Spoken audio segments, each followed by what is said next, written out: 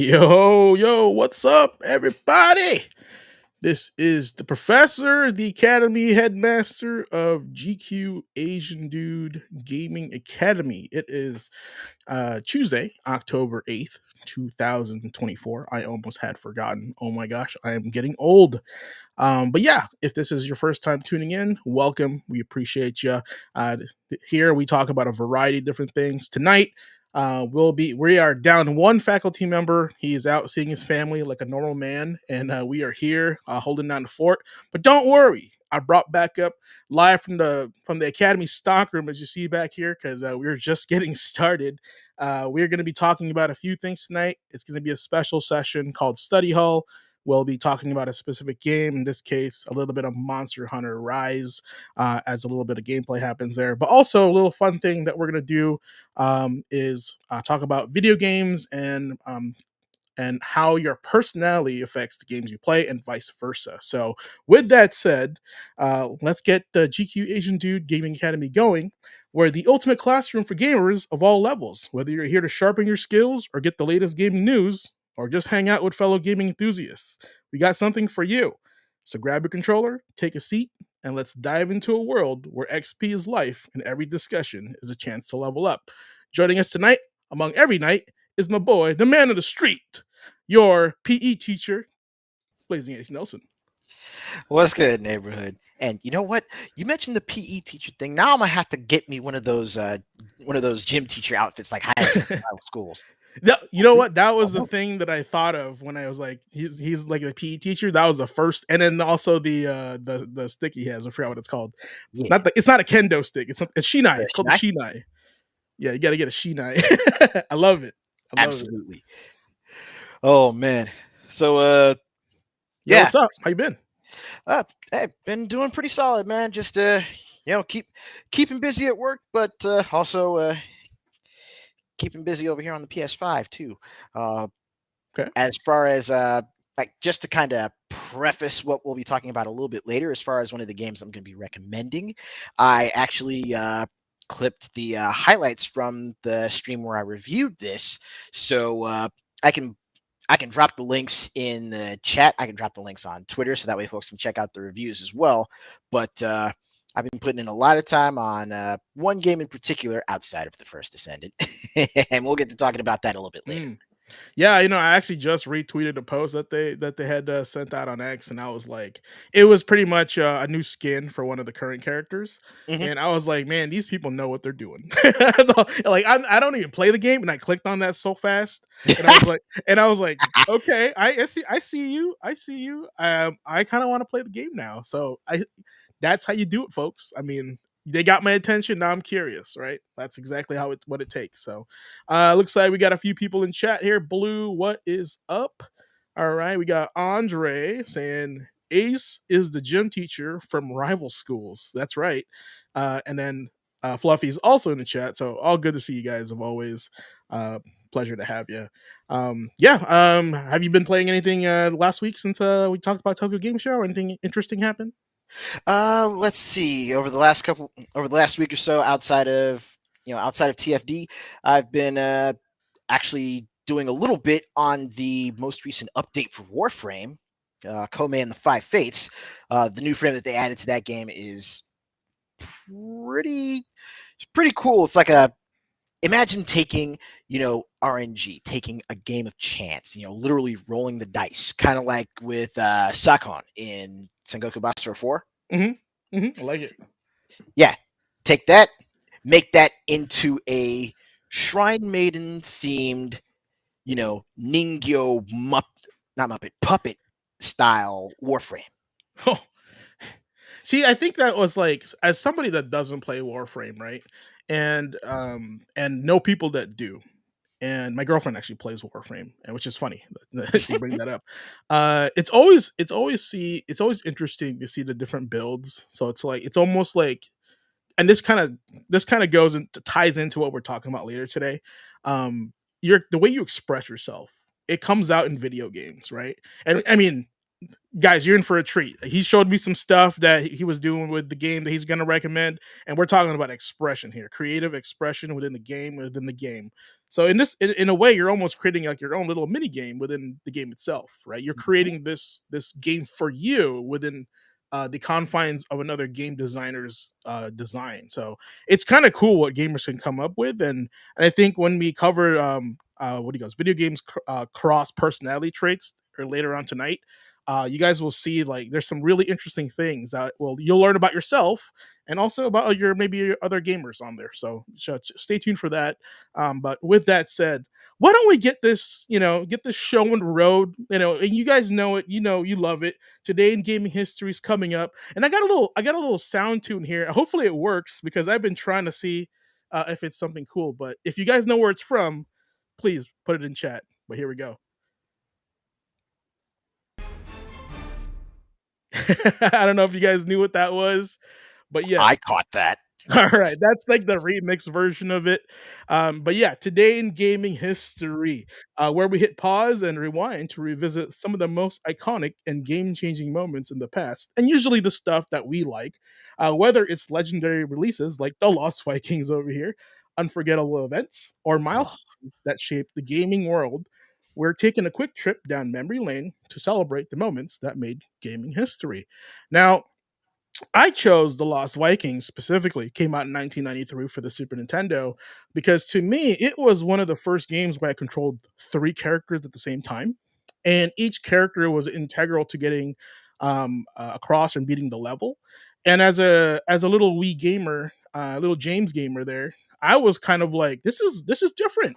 Like normally I want Baylog, the guy with the sword, to just be the guy I'm picking, but he can't jump. So, and that's why you need Eric the Swift to jump and navigate through the map to push some buttons for you. And if you can't reach those certain high areas, you have Olaf over there with the shield, either blocking attacks for Baylog or turning himself into a platform so Eric can reach certain areas in the map, so all of them can clear the level. Very intuitive for its time. The graphics were like, very like the artistic direction was very similar to this, like very very charming, right? And the real key part of it was the game design as far as like puzzle slash like action adventure. And it was like the first time I've ever encountered it, so this is why I chose the Lost Vikings. And believe it or not, Interplay was actually the company that started everything before they got merged into Blizzard. So this is a company that's had its roots in the video game industry for a long time, and you'll see a lot of their like art everywhere in their other games. Like if you guys have played Rock and Roll Racing for the Yes. you'll notice that Yes. Olaf is a secret character in that game, and there's a lot of like posters and art on the background showing off Baylog in the scene. So it's like it's all these like once again kind of like Astrobot we talked about last week. A lot of these cute little things that happen in the gaming in the gaming world and design. Where like, hey, I played that game. That's cool that I see them in this game too, right? So but with that said, if you guys tuned in to our intro, you may know what next game we're going to be talking about. But I'll let Ace take care of that. Shall you?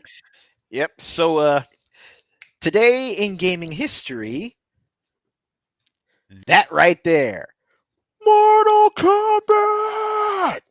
Let me get this Now, ready. I mentioned this game releasing today, and GQ, he's like, but wait a minute, today ain't Mortal Monday, but this is the day that MK first hit the arcades.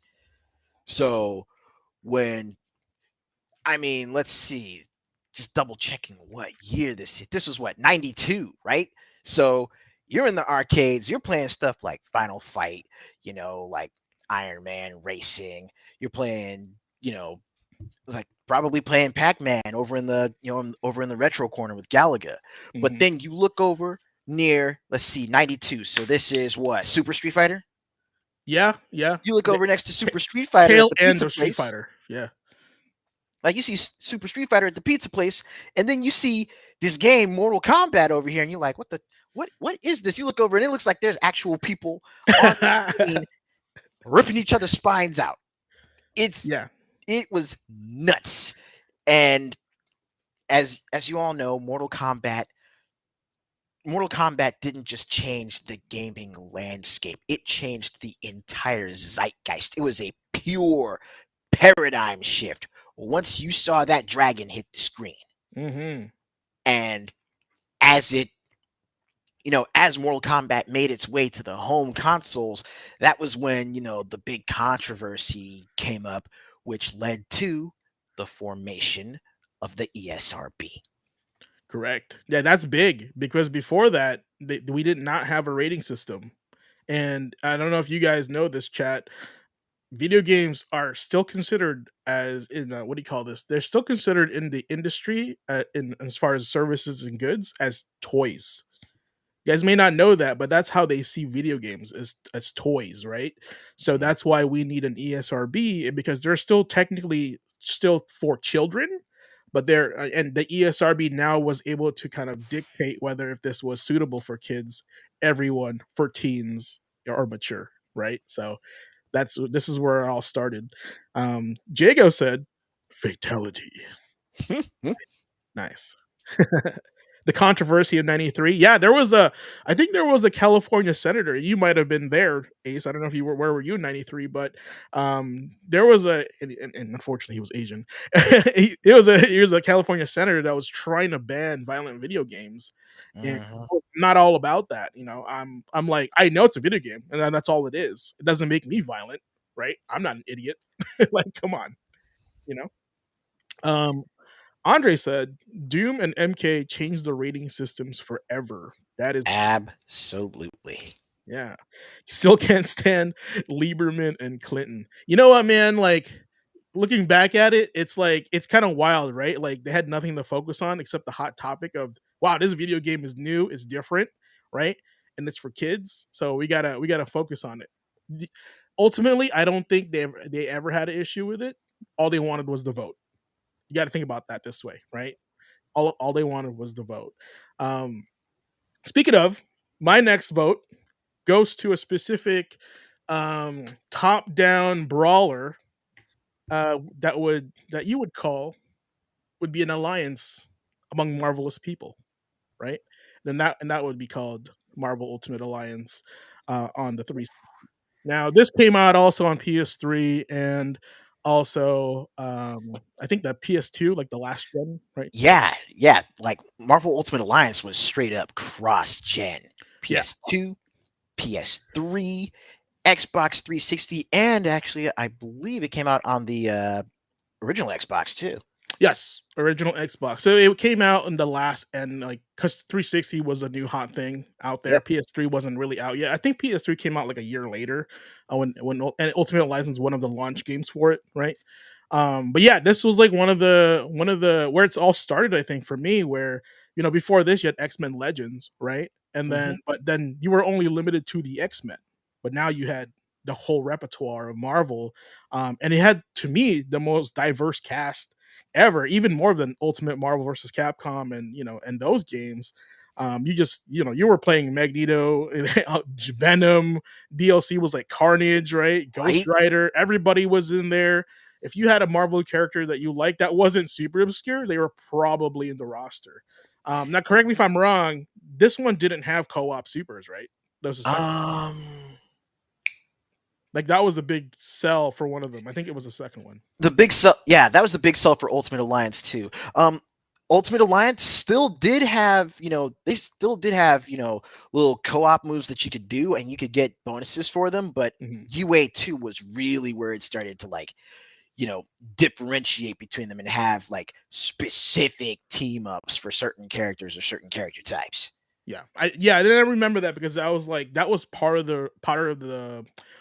of the exploration of the game. Which team should I pick? Because one, they get a buff for having a specific team, right? Like the Hmm. Secret Avengers, X-Men, stuff like that. And the Yep, other team one is all. composition was big. Yep, team comp, but like synergy was super important between like the characters. Of course, there's some echo characters in there, but it was all about having fun, having the team, your dream team that you always wanted, Mhm. and playing him in the game. In addition to that, they also had co-op, and that's the best part of having these games back then because most of them had local co-op, right? Yep. Um, And I know it says Xbox Live in the corner there, but this was like the beginning of like the gaming revolution for online gameplay. Right, but But it, Ultimate Alliance, well, pretty much like all of the Activision Marvel Legends games from X-Men Legends all the way up through Ultimate Alliance 2 and I think UA 3 also, but definitely up to UA 2 actually had 4-player local co-op. ooh, I love it. I love it. Speaking of loving it, Diego says, "Man, one thing I noticed: Spider-Man was everywhere on marketing anything Marvel." Well, the Yeah, Spider-Man movies were big back then too. that was big, and also Activision had started Spider-Man with in the That's PlayStation, right? right. That's So right. he was kind of the poster boy for them, and they had the license, so that's why you saw Spider Man and everything. I mean, look at the bottom right; it says Activision. Of course, Spider Man's Mhm. going to be in the front, right? Matter of fact, those copies of Spider Man, like the Shattered Dimensions and the what was the Edge of Time, Mhm. super rare, it's very expensive. If you're collecting them, man, they're hard to find because Activision doesn't really have the license anymore. Kind of like High Moon doesn't have Deadpool anymore, right? Yep. So it's like now those games are not allowed to be reprinted or resold in some way or form depending on their contract. So yeah, if you're collecting, just good luck. Hopefully you already have them. Hold on to them, right? With that said, Ace's second choice here is a gem, but I think was this one the one like that the FGC helped create? Mhm. But I'll Yep. let you take care of that, my friend. Go ahead. Yep. So yeah, this next one, a well, I'll just say it flat out. Indivisible is you could call it the lesser known of Lab Zero's properties, but still, quite the still quite the adventure. I mean, unfortunately, I haven't finished the game yet. I might probably have to just start back from the beginning, but the way that this game was built, not just the story of, how it came to being in the first place, through the Kickstarter, but again, just the build of the game itself, the way it plays, it's very reminiscent of Valkyrie Profile. Oh, I I know I watched. Yeah, I can see that, but I think my initial impression was immediately Xenogears. Yeah, yeah, it's like it's little bits of Xenogears, little bits of Valkyrie Profile, Yeah. and again, since this came out, you know, when Lab Zero was pretty much at its height with Skullgirls, Hmm. you've got a lot of you've got a lot of that flavor, a lot of that flair in this, in this mythical setting. And like the game itself was top notch. Like it's something that I definitely do plan on going back to revisit at some point. Now, is Indivisible like? Because I don't know too much about the game. Mhm. Um, does it share the same universe as Skullgirls, or is it just No, it totally doesn't. separate? Just separate, totally It's separate. separate. Okay. You know what? Wouldn't be surprised. When I talk about design and like characters, right? Because that's big on this channel, right? We talk about like the design of games, like the art of Indivisible reminds me of Skullgirls. With not surprised there, but that's why if they linked it in some way or form, like I think it's still cool to have that world where Lab Zero's creations are all kind of talking to each other in some way or form, right? So I wouldn't be surprised if it was or wasn't. So, but yeah, that is our today in gaming history. I mean, we could make this a whole episode if we can, but other than that, we'll be doing what we call a study session a little bit. We're gonna be tonight's featured game is gonna be Monster Hunter Rise, right? Is that what you want to play? Mhm. Yep. Okay. And so the way this is going to work is Ace is going to have some gameplay in the background. We're just going to talk about Monster Hunter, the series. I'll read about it. So if you guys have, in the chat or if you're new on the stream, you don't know what Monster Hunter is, now's the time to learn. It's just a little bit of education for you. I'll read the wiki. Ace is a veteran monster hunter. If you have any questions for him, feel free to throw it in the chat. And then as soon as we kind of go through that, we're going to go and have a discussion as I read through some articles about video games and personality traits. So stay tuned for that. It's going to be fun. I think it's a good conversation topic tonight. But with that said, I'll let the man here take the reins as I kind of stand back in the background for you. Let Here me we go. pop It's that game back time. on. Okay, and let me shift that over to which one's the best one here. Let's do this one. Look at that. All right. So yeah, and then if you're watching, guys, I know if you guys have some input on Monster Hunter, things you guys know we don't know, or like to add to the conversation, feel free. I for one, big fan of World. I started with the first Monster Hunter on the PS2, and fun fact, did not know how to play it properly. So, because it was a very unique game, right? And I was not used to the game system where the character doesn't level up, but your equipment does, right? And it kind of brought me back to when I first started playing in my Nintendo when I first touched an RPG, and that RPG was called Ultimate Exodus. If you guys know what that is, you guys are old like me. Also, it's like one of the hardest RPGs on the Nintendo, if anything ever. And I was always dying, and I was wondering, like, this game is so hard. I don't get it. And my buddy, who was more experienced in those kinds of games, told me, "Well, you have to level up your character, and you have to go to the inn and sleep and rest when you're weak, and then you get your energy back, and then you have to go out and kill more. And you see this number right here. You get to level up, as your stats go, and it becomes easier to fight monsters." I know that sounds silly to a lot of people out there, but trust me, man, that was me when I was gaming when I was a kid.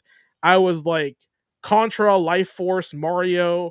Those were my games. So any games that were smarter than that, did not know how to play it. So and it turns out the Super Nintendo, the next gen that came out, was my game system of choice for RPGs. Final Fantasy 4, 2 in America, Chrono Trigger, Secret of Mana, Secret of Evermore, Illusion of Gaia. Man, I see. I'm telling you all these RPGs because that's when I learned how to play them and I started appreciating them for what they were. Right. So, what about you, Ace? I know we're talking about Monster Hunter right now. What's kind of like your first like hurdle in your like little gaming history for you? Well, in regards to, well, firstly, in regards to Monster Hunter, my first rodeo with the series was actually World. Okay. Oh, Like really? I had seen bits and pieces of Monster Hunter, but it was one of those things where I just never really thought I'd get into it. Yeah. And then when the first open beta came out for Monster Hunter World, I teamed up with my old cohorts on the Metro City Boys podcast, Oliver, Jake, and John, and you know they basically helped like pull me into Monster Hunter, and you know I basically jumped on the world just because I thought it'd be a fun game to play with the guys. So you had no knowledge of Monster Hunter before that. You were just like, all right, you just fight dinosaur like monsters with equipment. You had like no history prior. No history prior. I mean, the closest thing I think the closest thing I played to it, actually, yeah, the closest games I had played to Monster Hunter, or games that I had played in this specific genre, were Ragnarok Odyssey Ace on the PS3, I know that game. Yep. and shortly before this came out, I wound up getting my hands on the PS4 re-release of God Eater. In Oh, particular, I okay. got God Eater 2 Rage Burst because that Yeah, came packed with God Eater Resurrection. So it correct. was a Which two was for a one. remake of the first game. Yeah, that was a really good value for purchase. Yeah. Yep, two for That's one, and awesome. I got it for like $20 at GameStop. That's value right there. Yeah, It and yeah. Speaking of value, maybe in the near future, we'll be doing a little segment called "Would you buy it for this price?" Right? Because I do feel that game reviews are like always the same. Right? When I was younger and a long time ago, back in 1,000 years ago, um, GamePro had like ratings for these games. EGM. You guys remember EGM? I'm just showing my age tonight. They had like 1 to 10, 0 to 100, right? Graphics 5, music 5, right? Gameplay 5. They had ratings for each of all these things. And now I feel like everything gets a 7, but that's a whole different topic that I'm not even going to cover tonight. Um, but like games were reviewed in detail, and I think maybe because there were less video games out and that people had more time, right? But I don't think that's like the issue today. I think we all know in chat, and Andre and a lot of people would agree that game journos are not exactly quite the best at their job at the current times, right? And I'm not here to vent about that. What I am here to tell you though is that there are games that do release for $60, but you're like, no way, not $60. I wouldn't buy that.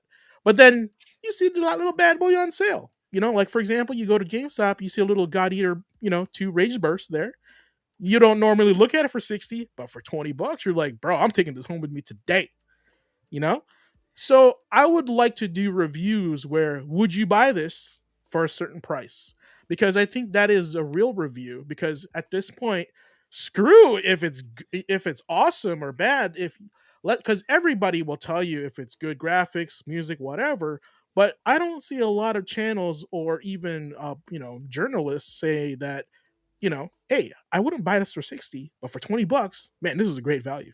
What do you think, That's Gabe? that is exactly how that is quite literally how I do my reviews. That's how that's what I do when I focus on value proposition. It's Mm, how much time did I spend playing through the game compared to how much I spent. And yeah, the price of admission can vary from one consumer to the next. hmm Right. So Value. yeah, so in addition to, not just time spent versus dollars, my reviews also take into consideration, okay, when you're actually in the game, who would this appeal to? What kind of gamers would we be connecting to this game? hmm Yeah. That's super important. I don't think that's a rating system anybody has used yet. I know like some YouTubers they use before you buy, right? And before you buy kind of tells you a little bit more about the game, right? But they don't really like tell you attach a value to that, like a monetary value, because I feel like I've seen games where they're replicas of other games, right? Like for example, you play Monster Hunter, then you see Wild Hearts, right? Right. Right, and you're like, man, I've already put my hours in Monster Hunter. I don't think I put another $70 or $60 down for like another game like that. I'm already sold on Monster Hunter, you know. Then you go back to the store and you see that bad boy for $14.99. You're like, I really like Monster Hunter, and I What already if, beat it. right? What have It- I got to lose? Or Dauntless, exactly. which is a free to play Monster Hunter. That's right. Dauntless. How could I forget? I like Dauntless actually. Dauntless is great.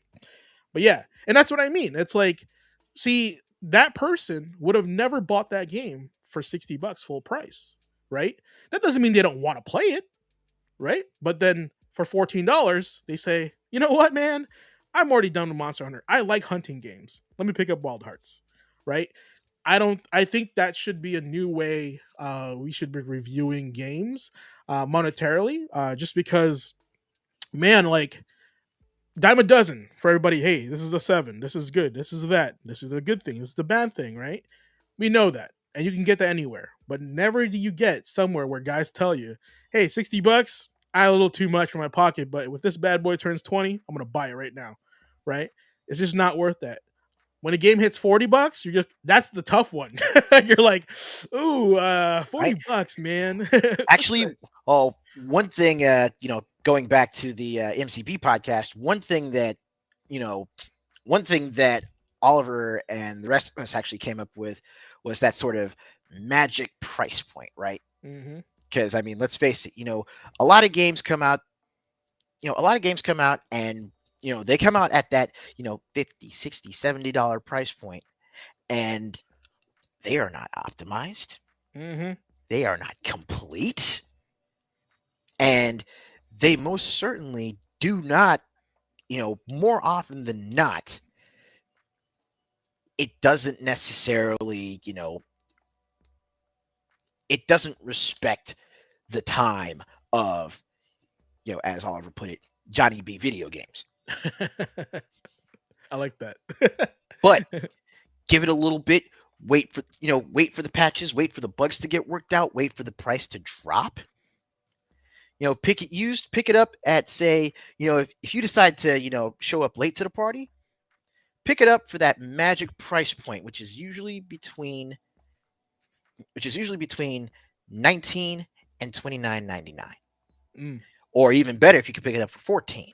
But pick it up at one of those magic price points, and you will guaranteed you will be getting bang for your buck. We're talking time spent, we're talking dollars per time spent, and the content therein. yep. No, that's true. And this is the way I do the math in my head, right? Do I get a brand new game for $60 that I think is gonna be mid, as what the kids would say, right? Or do I go to a backlog of games I passed on at 60 and buy three of them at $20 a piece? You see that, guys? That's again that's how I got God Eater. That's how I picked up Scarlet Nexus, and oh boy, Yeah. And that's what I mean. And then this is why we have like backlogs. Ace literally has a section in his show called the backlog like because of that seriously, what smart way of buying video games. what you want to do basically is keep your eye out for the game that when you finally play it, you were kicking yourself that you let it slip by when it was brand new. I You sit man, you're sitting there playing through it and you're mad like, damn, why didn't I get this on release? right? And yeah, and you're like, because maybe like somebody had reviewed the game and you looked at it and you're like, this is just another one of those games, right? But you never played it. And I think one of those games that, like, my example for that, and this is a bad example because I was at a GameStop not looking to buy anything, right? And the guy at the shop, which by the way I knew, right?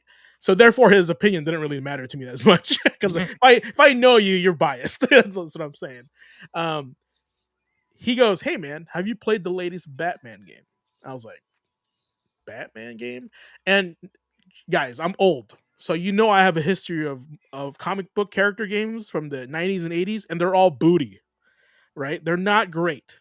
We all know this, right?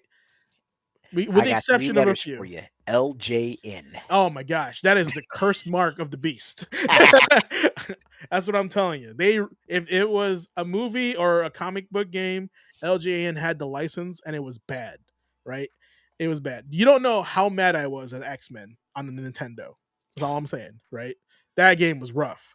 But anyway, the game that he let me play was the new Batman Arkham Asylum, right? And I was like, pre-biased in my brain, I was like, man, comic book games are trash. Like, okay, whatever, let's try it out. And he like introduced me to the first fight room where like all the guys jump you and you have to learn how to counter and like move all your moves pretty much. And I was like, oh my god, this feels so good. Like one button counters, like I feel so powerful. Like Batman's just killing it. This is the way a Batman game should be. Like I was so shocked of how good that game was that I bought it right there. It was brand new. Like it was $60. And but the fact that I tried the demo and I had no interest in it, the game was so good, I bought it on the spot. Now, if I had never played that game that day and never demoed it, and this is why I always say demos are important, I would have probably brushed it off, and everybody say it's good, and I'd be like, oh, everyone's saying it's good, but me as a veteran gamer, that doesn't mean anything until I put my hands on it, right? Plus, I tell you this right now, chat, it's your money. You dictate how you want to decide to play your game, right? If you want to play it, if you need a demo for it, play a demo, find a demo somewhere form, or like borrow it from a friend before you buy, right? Whatever, Hmm. right? Because don't let these guys tell you, hey, it's this is the game, the hot game right now. FOMO is garbage. Don't listen to FOMO. FOMO is a way to get your money now, not later, right? And this is why, like I said, we have a backlog because we don't fall for the FOMO because we know that we have a backlog of games to always play, and this game will always be on sale later, right? I would say that is my hot take, my hot tip for you guys. If you're a collector like me, as you see back here, right? A lot of these games back here, I have never played full price for.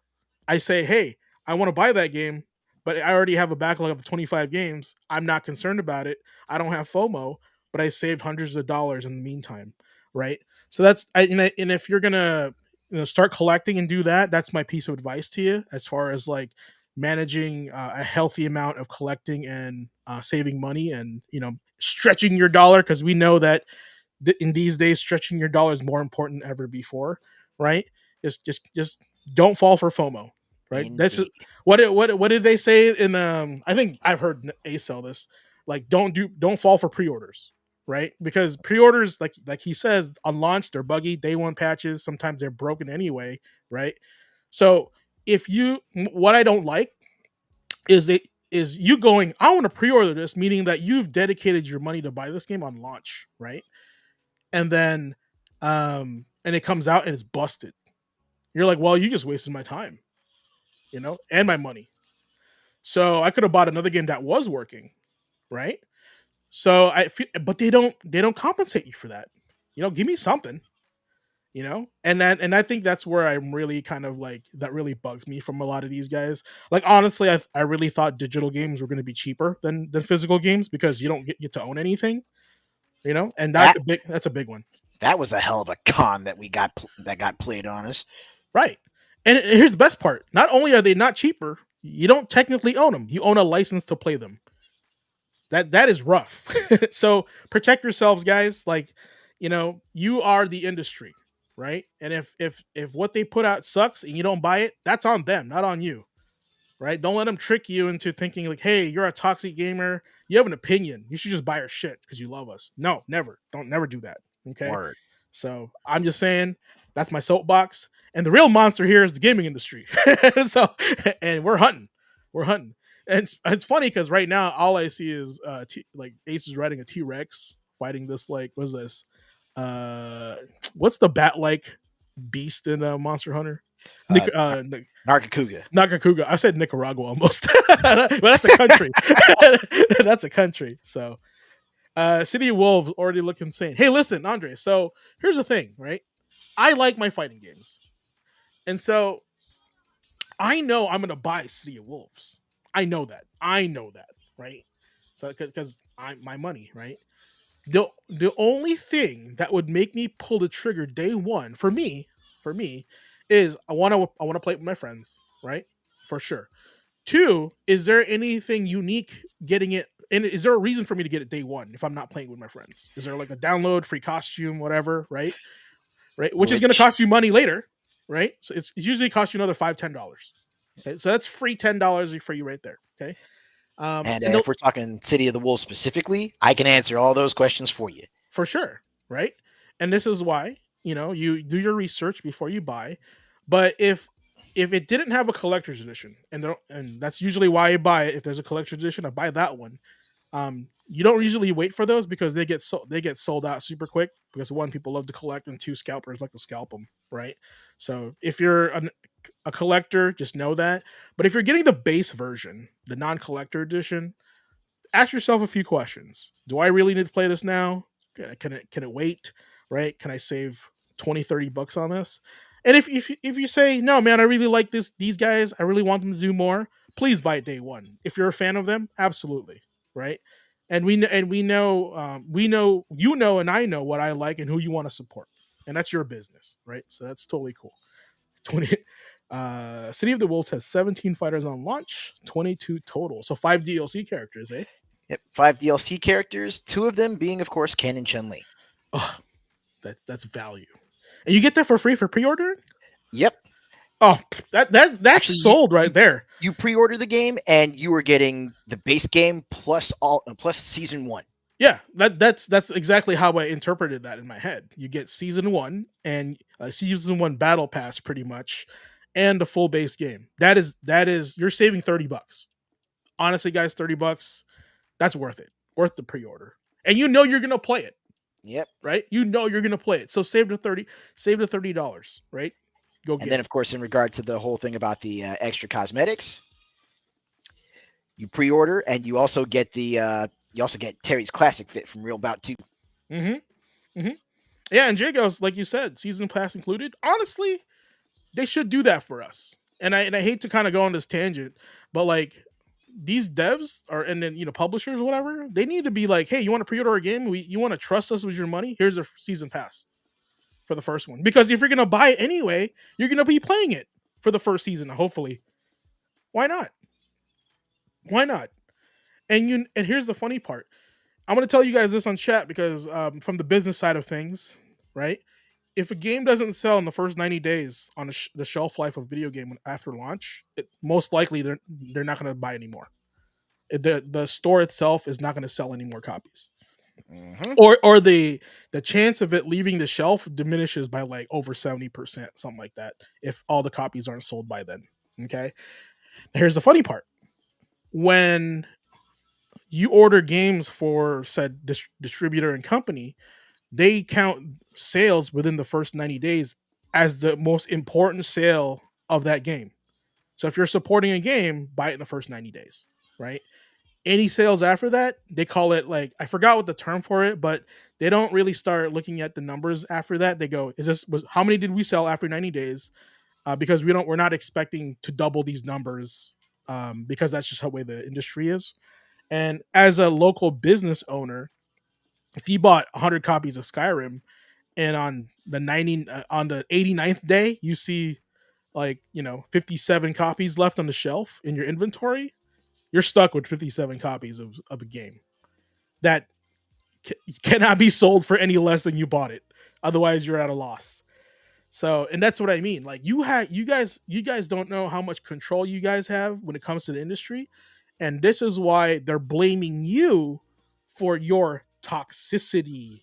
Your Ubisoft. Yeah, your you should just buy whatever we make you, right? The monetization guy from Ubisoft literally said it's your fault they're failing. That, you know how out of touch that sounds, guys? It's your fault because they made trash games. That's out of touch. Get in there, Ace. So what you got for us aside from writing that Nakakuga? But yeah, I mean, what it all comes down to though is, what we were saying earlier. It's your money. You make the decision. So make sure you do your homework first, and make sure it's something that make sure it's something that's right for you. Mm-hmm. Yeah, you have full control of your wallet. Keep that in mind. So, but yeah, if you're new to the channel, guys, this is a GQAzndood Gaming Academy. We're here Tuesdays, 8 p.m. to 10 p.m. Pacific Standard Time, and we talk about random stuff. Last week we talked about Tokyo Game Show. This week we're doing a study session because our friend Nick is out seeing his family, so we're doing a little bit of gameplay here with the games that we love. And speaking of, we were talking about Monster Hunter because we're playing the Rise version right now, which is out on the PC and Switch, right? Or is it out on everything now? It's on everything now. I'm playing this on PS5. Okay, cool. That's awesome because I know like Rise was specifically for Switch first, Yep. right? Then it went to other platforms. So, but yeah, it's if you guys have never heard of Monster Hunter, it is a Japanese media franchise centered on a series of fantasy themed action role playing video games that started with the game Monster Hunter for the PlayStation 2. That's where I started playing Monster Hunter, which was released in 2004. Okay. And I remember buying this game specifically at, it was like, is FYE still around? Am I that old, guys? Chat, if you know what FYE is, you're old too. Okay, and I don't care if you're 22. You're old now. Okay. And I bought it coming home from work when I lived in Chicago, and I popped this baby in because nothing cooler than a guy in awesome armor wielding a huge sword fighting a giant dragon. Right? It's just dreams right there. And then you play it and you're like, why are these controls really jank? Oh man, I can only swing the sword like 2 times before my guy gets tired.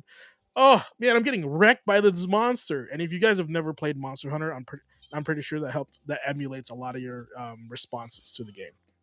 So there is a skill level that goes behind Monster Hunter, but I think that's where really the fun is, right? So the wiki says the games are primarily action role playing. The player takes the role of a hunter, slaying or trapping large monsters across various landscapes as part of quests given to them by locals, with some quests involving the gathering of certain items or item which may put the hunter at risk of facing various monsters. As part of its core gameplay loop, players use loot gained from slaying monsters, gathering resources, and quests to craft improved weapons, armor, and other items that allow them to face powerful monsters.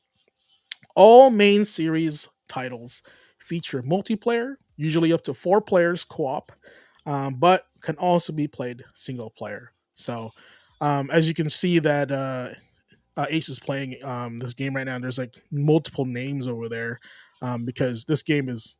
I mean, Monster Hunter games are a good time to play co-op, but if you want to go solo, you can do solo. Now, Ace and Rise, do you have bots aside from your companions, or is it purely just you?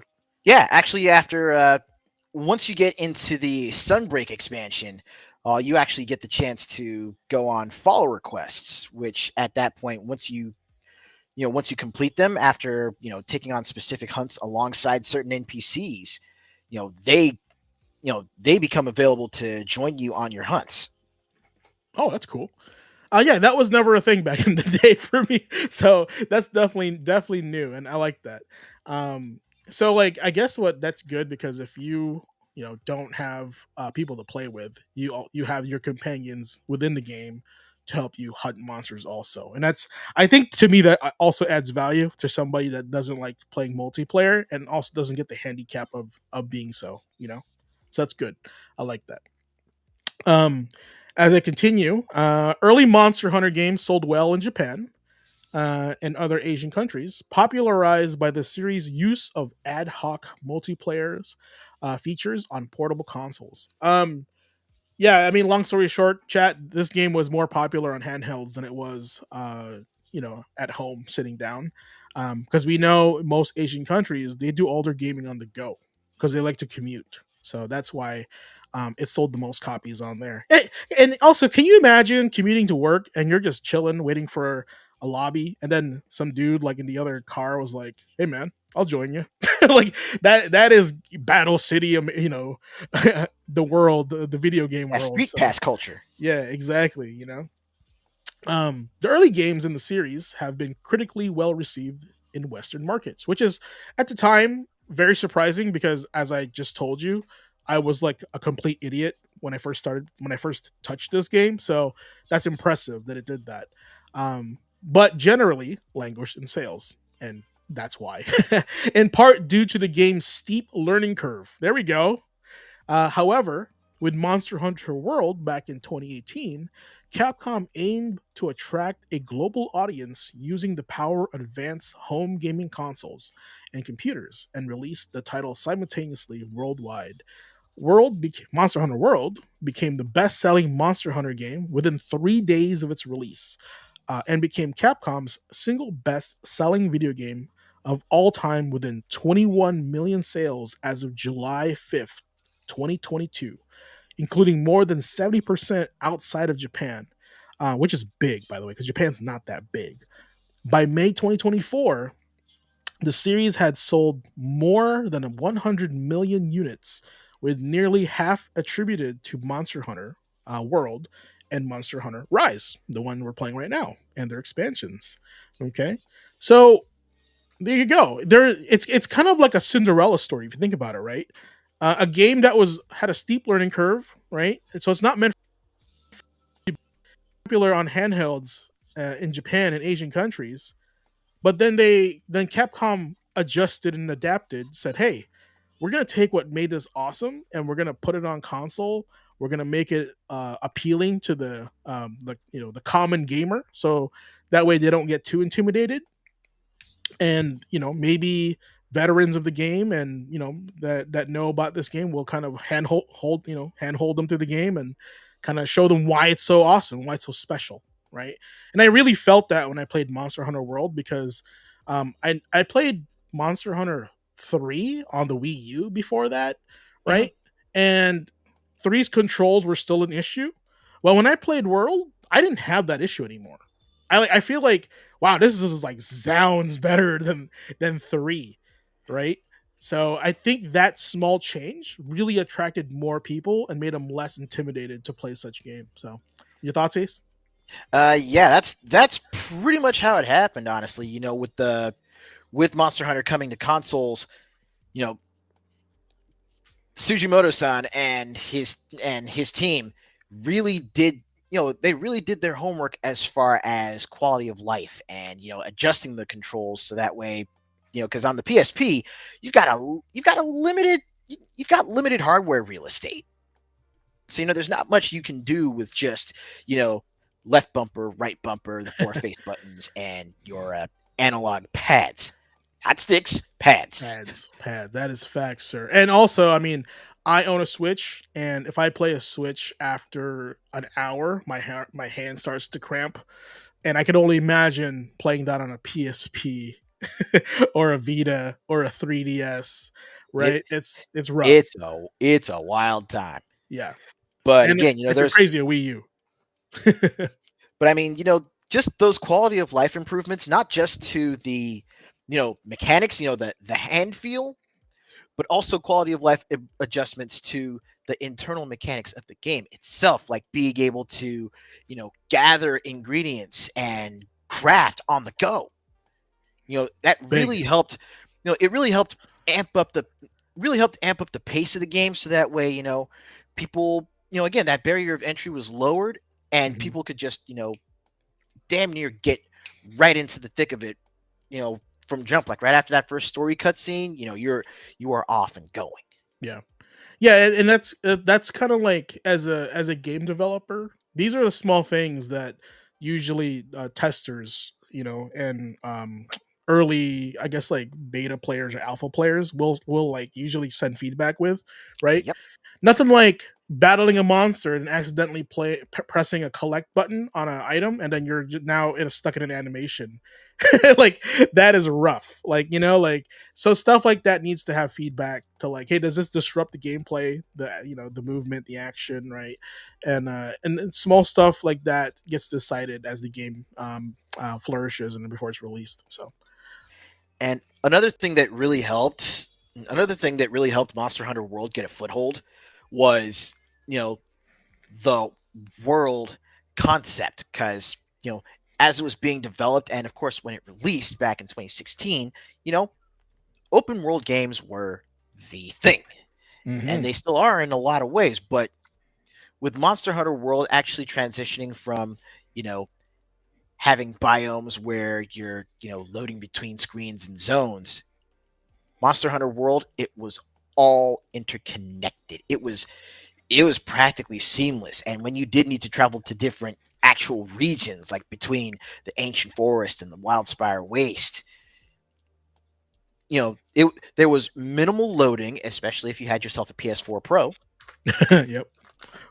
But uh, in each region, going through the zones, it was it was snappy. It was instantaneous. Everything was, you know, it was like the film was still spooling as you were watching the previous scene. it's like you could argue that you're part of a world, right? Exactly. Not an area, right?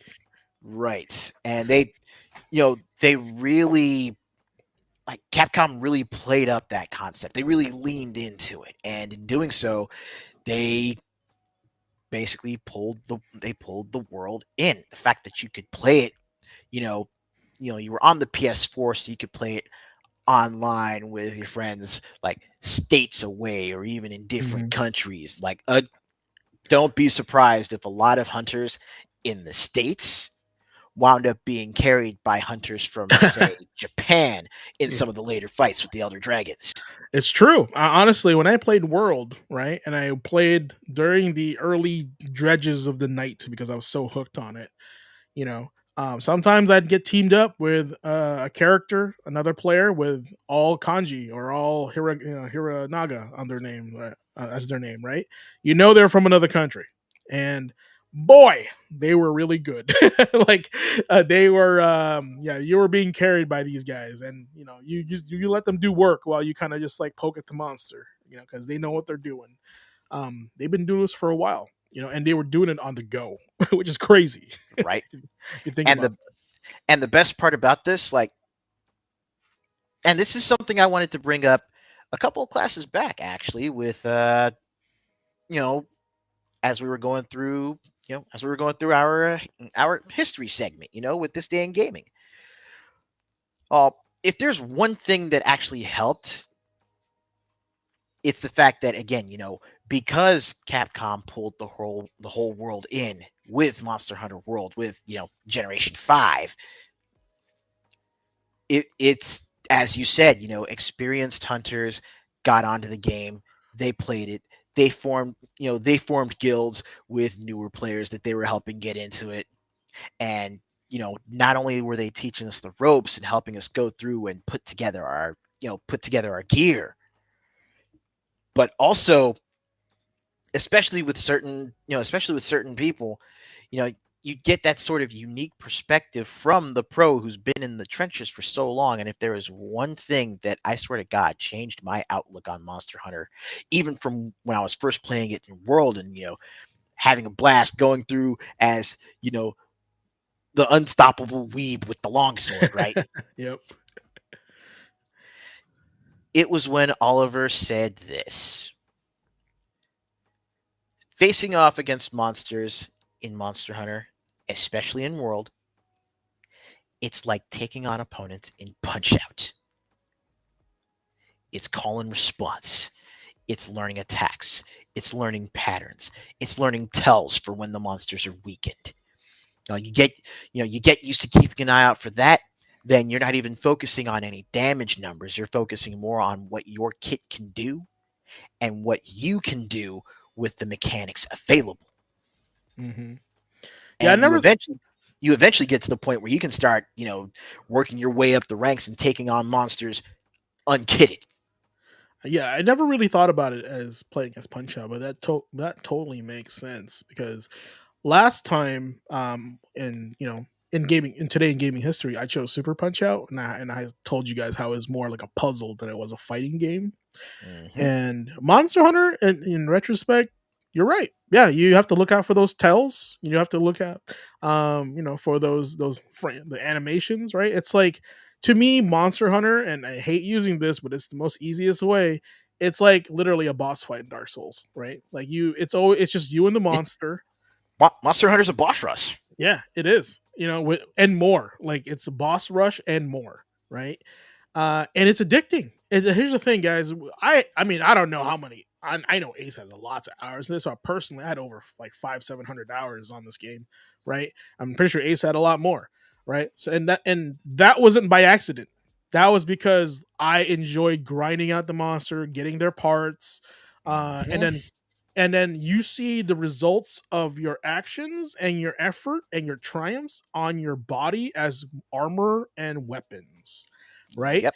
So when you walk around, kind of like, playing at the hub, and you see other hunters, and you go, oh my god, is he wearing It's like, is like, he wearing Rathalos? yeah, is I he want a wearing Rathalos hat. Rathalos?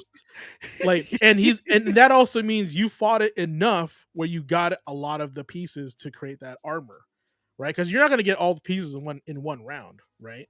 So that's the thing. Yeah. Exactly. What is this? Grand Olin. Okay. All right. But Welcome. uh, but yeah, that's another thing. That's another really big thing about Monster Hunter. It's that there is baked in what I like to call sweat equity. Sweat equity. There is baked in sweat equity with Monster Hunter.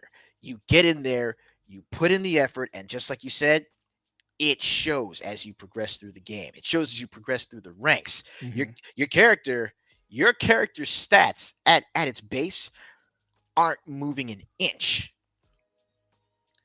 but it's your experience with the game that's helping you, again, manage to, you know, dodge or counteract certain monsters' attacks, utilizing whichever weapon you choose to take with you.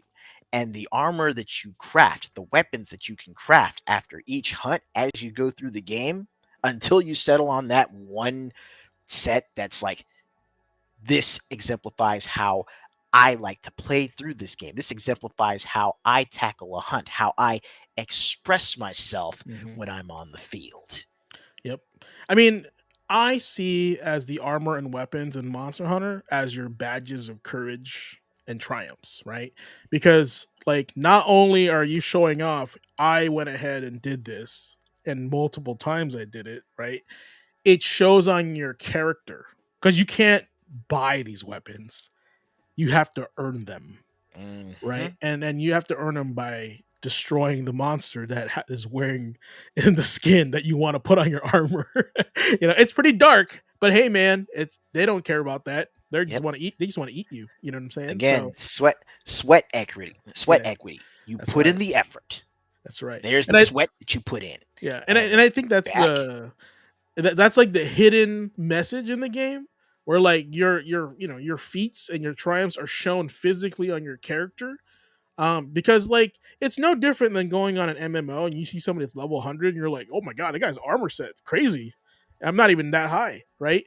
You don't get to Mhm. see that in Monster Hunter. You just see it through the items, and that's the best part. It's like maybe like there's no way to cheat into getting good armor unless you just get carried by another team, right?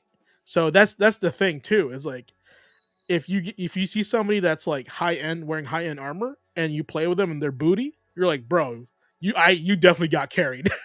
Like you're not. I can see it through your actions. And what's more, if if you're getting carried, more often than not, if you're getting carried, it's usually by someone who's also showing you the ropes. Like, you want to see how I got through this? Check this out, and then they show you as they're doing Yeah, it. yeah, More like, the best part of Monster Hunter for me is, actually playing co-op, especially, when you actually, get to like gather up in the gathering hub and you're discussing strategies and equipment for, whatever monster you're coming up against. I mean, like, I can tell you so many stories of my experiences with World. yeah. And I think that's like where that this part is really where you capture the essence of Monster Hunter. This is what makes it unique, right? Like there's not a lot of games where you don't level up, but like you see your progress through your items. Because Dark Souls you do level up, right? You can grind your character, max out your stats. And this one you're like limited to the items that you're wearing, and you will be eventually forced to grind out a monster to match like or counter pick another monster's like ability, right? Because maybe like you grinded out this like ice monster, but now you're fighting against like a water monster or a fire monster, right? And you're like, wow, my armor is really bad against this guy, or my weapons are not working because it's an element that's weak to it. Now you have to go back and like find that monster that would have like in the screen over here, that would have that certain element that would help you fight said monster. So you're always on the you're never like it's not static where you pick one weapon and I'm gonna go through the game like this unless you're like super sweaty and you're like I have something to prove, right? But if like you're a normal person like me, I'll be like, well, that's the thing that counter picks a Rathalos, right? Oh, it's lightning. Oh, I gotta grind out the lightning guy to get a lightning sword, right? So that's kind of how that works. Right? And a lot of, like, even though there are a good number of tutorials that can pop up as you go through the game, or even on like the loading screens, Hmm. just like sweat equity, just like the fruits of your effort being shown on your character, the education in this game is baked into the combat scenarios. Yeah, it's every monster has a specific behavior pattern, attitude, like, and it's they all have personalities, which is weird, like, and I think that's what really makes the game interesting. Like the monsters are the characters in the game, not Hmm. you. The monsters are the characters of the game, right? You're just there. You're Yep. mostly a voiceless hero most of the time anyway, but the monsters are the real characters in this game, right? I know it's called Monster Hunter, but literally they're the they're the featurette of the game while you buy them. And every Monster Hunter game, there's also a flagship monster, which is like the one featured in the cover, right? and they're usually the one unique to the game specifically, and they're usually the boss, or like the not the boss, but like the hardest monster in the game, something like that. So it's really interesting. You know Got what? anything else, Ace? Go ahead. You know what? Since you mentioned flagship monsters, let me go ahead and actually pull up this next hunt, which is featuring the flagship monster for Monster Hunter Rise, Magnum Mallow. Magnum Mallow. So from the name, I'm hearing maybe like a lava dog, lava wolf. Not, not quite. Does it have a description? Like, does it have a bestiary that tells you exactly what it says? What does it say? Yes, actually, let me go ahead back here to the hunter's notes, large monsters, and we are looking for. Where are you? Where are you? This guy right here, Magnum Mallow. Right. A monster with a carapace like tempered steel armor. Oh boy. Yeah, the vapor around it is actually expelled from is the expelling of trapped gases from the hordes of monsters Magnum Mallow has consumed. The lore. That's pretty metal. That's pretty metal right there. And Sorry, go ahead. okay, I haven't actually tried taking any pictures of this thing because why would I try and take a photo of it when I'm in the middle of, It's trying not to have it kick my ass? that's kind of what I was thinking too. Like, when do you have time to take a photo? Unless like you're just there without it knowing that you're there, right? But like, I thought about that too. I was like, no, Which that's can cool. be done. Oh, speaking of, let me go back in here. So let's see. Since we are dealing with the Magnum Mallow, or as I've taken to calling him, Marshmallow, what are we looking at here? Let's see. Threat level, hunted and captured. Let's see. It's the ecology, physiology. There we go. Elements. Yo, this thing has stats. Yeah, this thing does have But ye see, old chat, stats. this is what I'm talking about. This game is so robust of detail. Like right now, it's telling you what parts of it is weak to what, right? And it also tells you where you can locate it, right?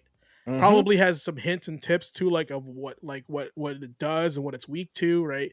Like it Yep. says right there. Look at the bottom. Go back to that. It says if you can ignite parts of its body, they're emitting hellfire, right? Like it's telling you like these guys did research on this monster and they're telling you how to defeat it. It's really cool, right? It's like world immersion, you know? Yep. And again, even if you don't decide to go into the hunter's notes, a lot of that knowledge, a lot of the knowledge that you gain as you play through the game is literally tribal knowledge. It's stuff Mhm. that you pick up just through experience, either on your own or through other players. All right. So I want to read a little bit about the history, and then I think we'll move on from the topic here. Mhm. Because we just passed our first hour of the podcast. History. So the first Monster Hunter game was one of the three titles Capcom had developed to take advantage of the processing power and online capabilities of the PS2. So, is it official? PS2's first gaming console that has online? No, that's Dreamcast. No, wait, Sega Genesis? Sega CD? Maybe. I put it in chat. Which one do you think is the first online gaming console? Console. Okay. Um, which, according to Ryozo Sugimoto, who has been the series' producer since Monster Hunter Freedom 2, had begun to match arcade games in capabilities, which is, I think, what led to the demise of the arcades when it caught up with the graphics at the arcade. So that's another topic that we can talk about at some other time.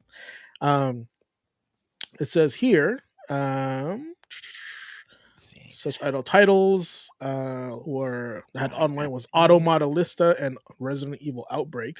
Sugimoto considered Monster Hunter to be the culmination of the work of these two other titles once it was released. He also felt that the game was intended for such cooperative play so that players of any skill level working with others could feel accomplished in taking down giant creatures.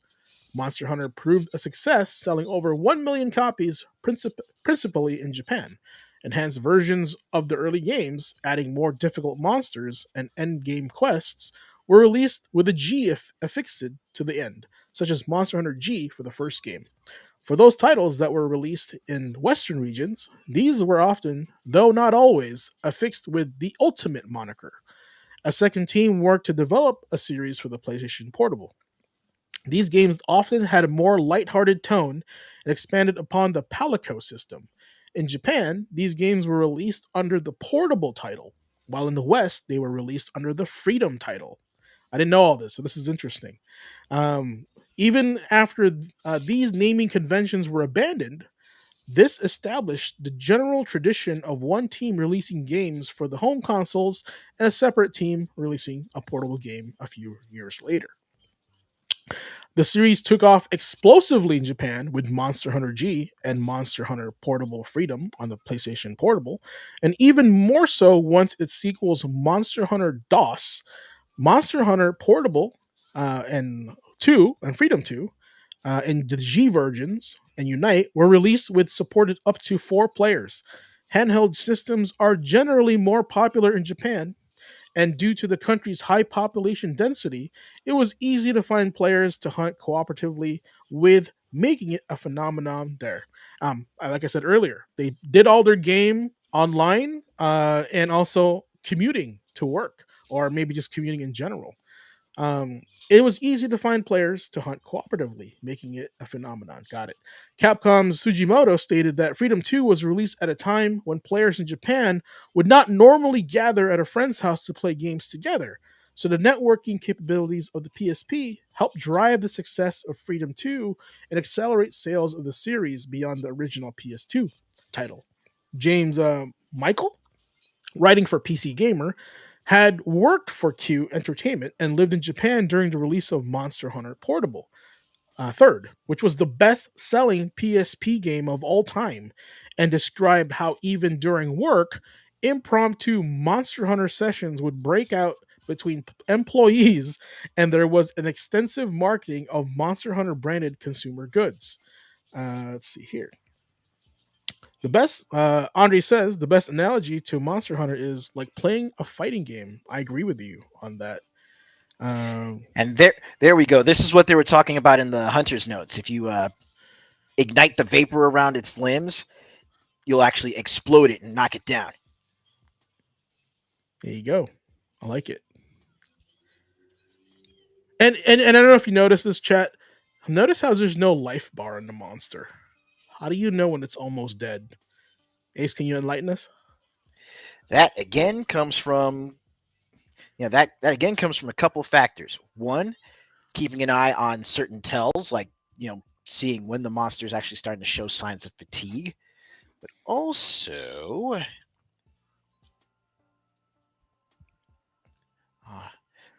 but also if you're keeping an eye on the map, you'll actually see like a blue monster head mark show up, and when it's blue, that basically means that that's a visual indicator on the map that you're getting getting it down to its last legs. I That did it not that want to it grab that. that it's weakened. Yep. Okay.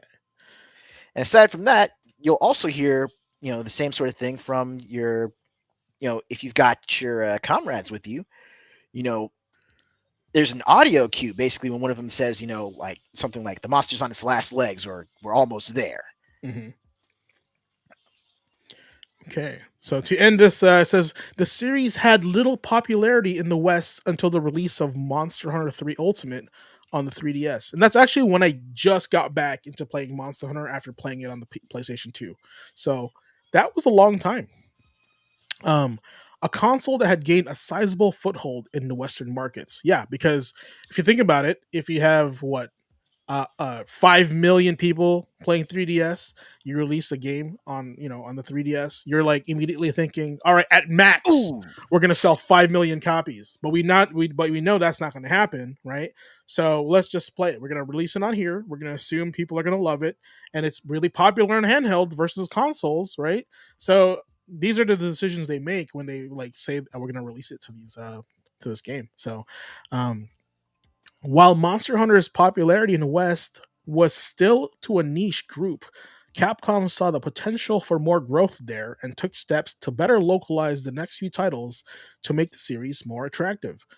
MH4, Monster Hunter 4, was the first game in the series to break 1 million sales in Western markets.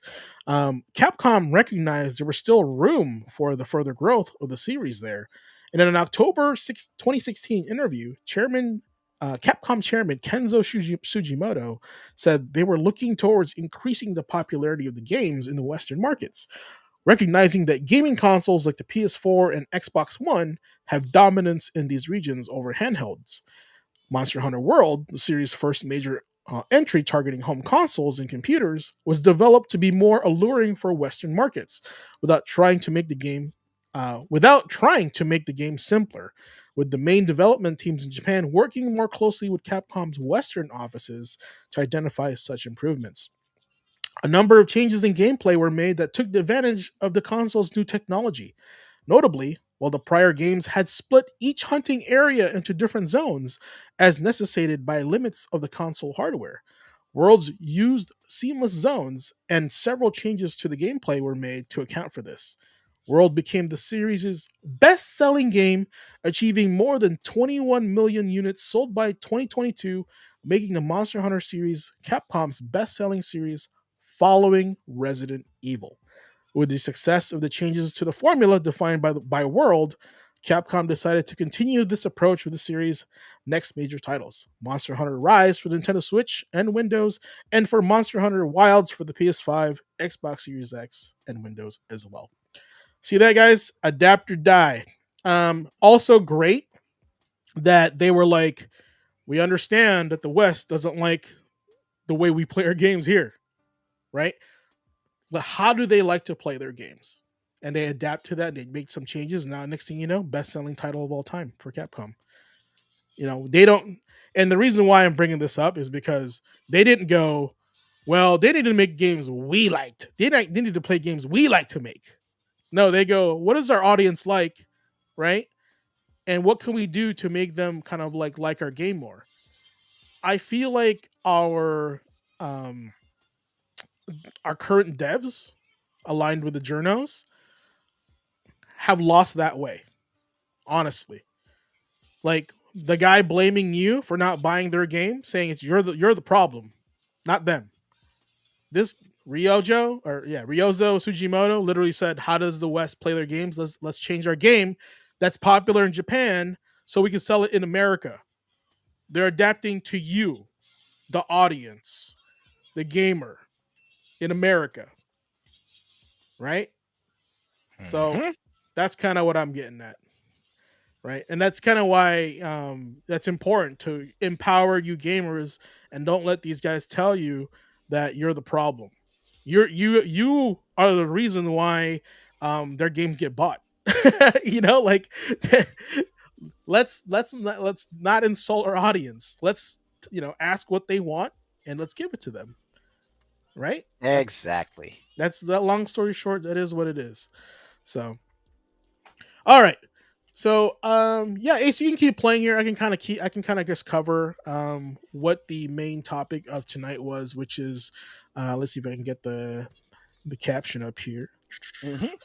Um we got video games cross personality traits. So the other day, chat, I was actually like, wondering, is there a correlation between the games we play, why we play them, and why you play them? And what I mean by that is, you know, every gamer has a specific type of game they like. My girlfriend, she loves survival games like Minecraft, where you create like bases and forts and you gather resources and tools and you build that, right? So games like that, like Ark, right? Which is the best way to put it. I'm okay with those games, but like they don't really have like a pure purpose for me. Like to me, it's like I know some people like cozy games like Stardew Valley, right? And they play those games to relax. But then you have people like Ace that play Monster Hunter to relax, and they're two different games, right? So our brains operate differently, and I was kind of looking into like, well, why is it? Why is it that way? And there is a correlation between the type of games you play and also the personality traits of said gamer. So Andre said, "Turn-based RPGs for me." Oh, you're a strategist. Okay, all right, I see you. I'm gonna start calling you Lelouch of the Rebellion. If you know what I mean by that, then you've definitely seen Code Geass, so that's good for you. But yeah, I wanted to kind of bring up a couple articles here. This one is just kind of a general, what do you call this, overview from the search labs on Google. It says video games can reveal aspects of your personality and help you explore your inner self in a number of different ways, including the first one is called shadow work, right?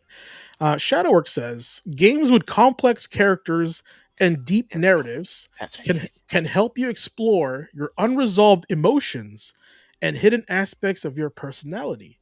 You can reflect on your in-game decisions better, understand your motivations, fears, and desires. Right? So so does that resonate to anybody out there in chat? Do you think games with complex characters and deep narratives help you explore your unresolved emotions and hidden aspects of your personality? Is there anybody have an example of that?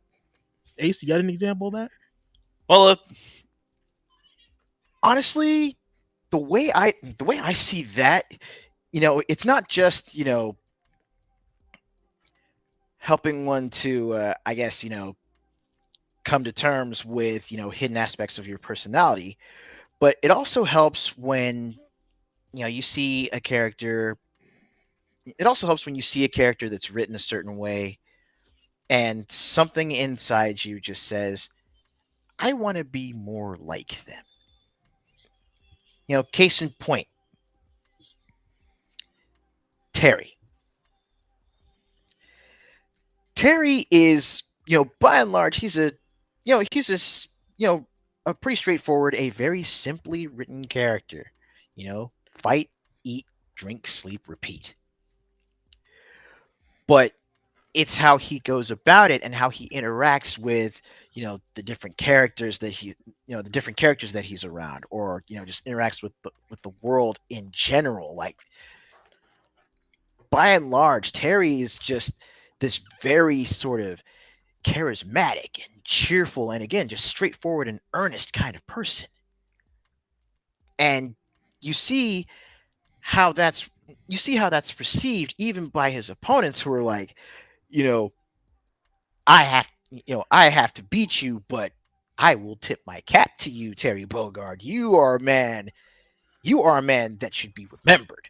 Yeah, And you get to thinking, like, I want to be more. I want to be more like that. So it kind of makes you go, when you approach situations in your own life, it makes you go, how would Terry deal with this? it's true. And actually, speaking of the next one is called personality traits. Your preferences for different types of games can indicate your personality trait. For example, people who are more open minded tend to prefer indie, word, board, and puzzle games, while people who are less open minded tend to prefer sports and casino games. Interesting.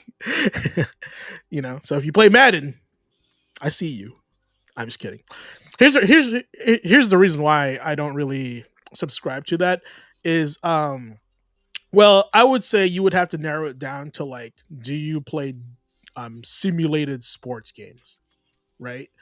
Because I love NFL Blitz. I love NBA Jam. I love NBA Hang Time. I love super high impact football. You guys don't know what super high impact football is. You're also old like me. Um, Hmm. these are games that are like football sports games, right? Basketball games, but they're arcadey. And if you guys have been around us, you know exactly what that means, right? They're not your standard of the mill sports simulated. They're not super realistic sports games, but the skeleton framework of the game is still the same, right? So the study just says if you prefer sports or casino games, and casino could be like a strategy game, honestly, too, right? If you're playing blackjack, there's open to like guessing, counting cards, poker, right? There's some strategy behind that as well. So it's kind of a, just see it as a blanketed statement. Um, the next one is social identity. Playing massive multiplayer online MMO games can help you develop a stronger sense of social identity. This can lead to higher self esteem, more social competence, and lower levels of loneliness. Super important. This is a lot of people, why a lot of people game, right? And a lot of people make characters that emulate who they are. I am one of them. When I make a character, I tend to make him like, if I was like a character, how would I make my character, right? How do they look? How do they act? Like what color scheme are they? Right? Down to the haircut. like and it's and majority of the time I don't really make my character look like me. I make a cool character that I want to see in that world and in that game, you know.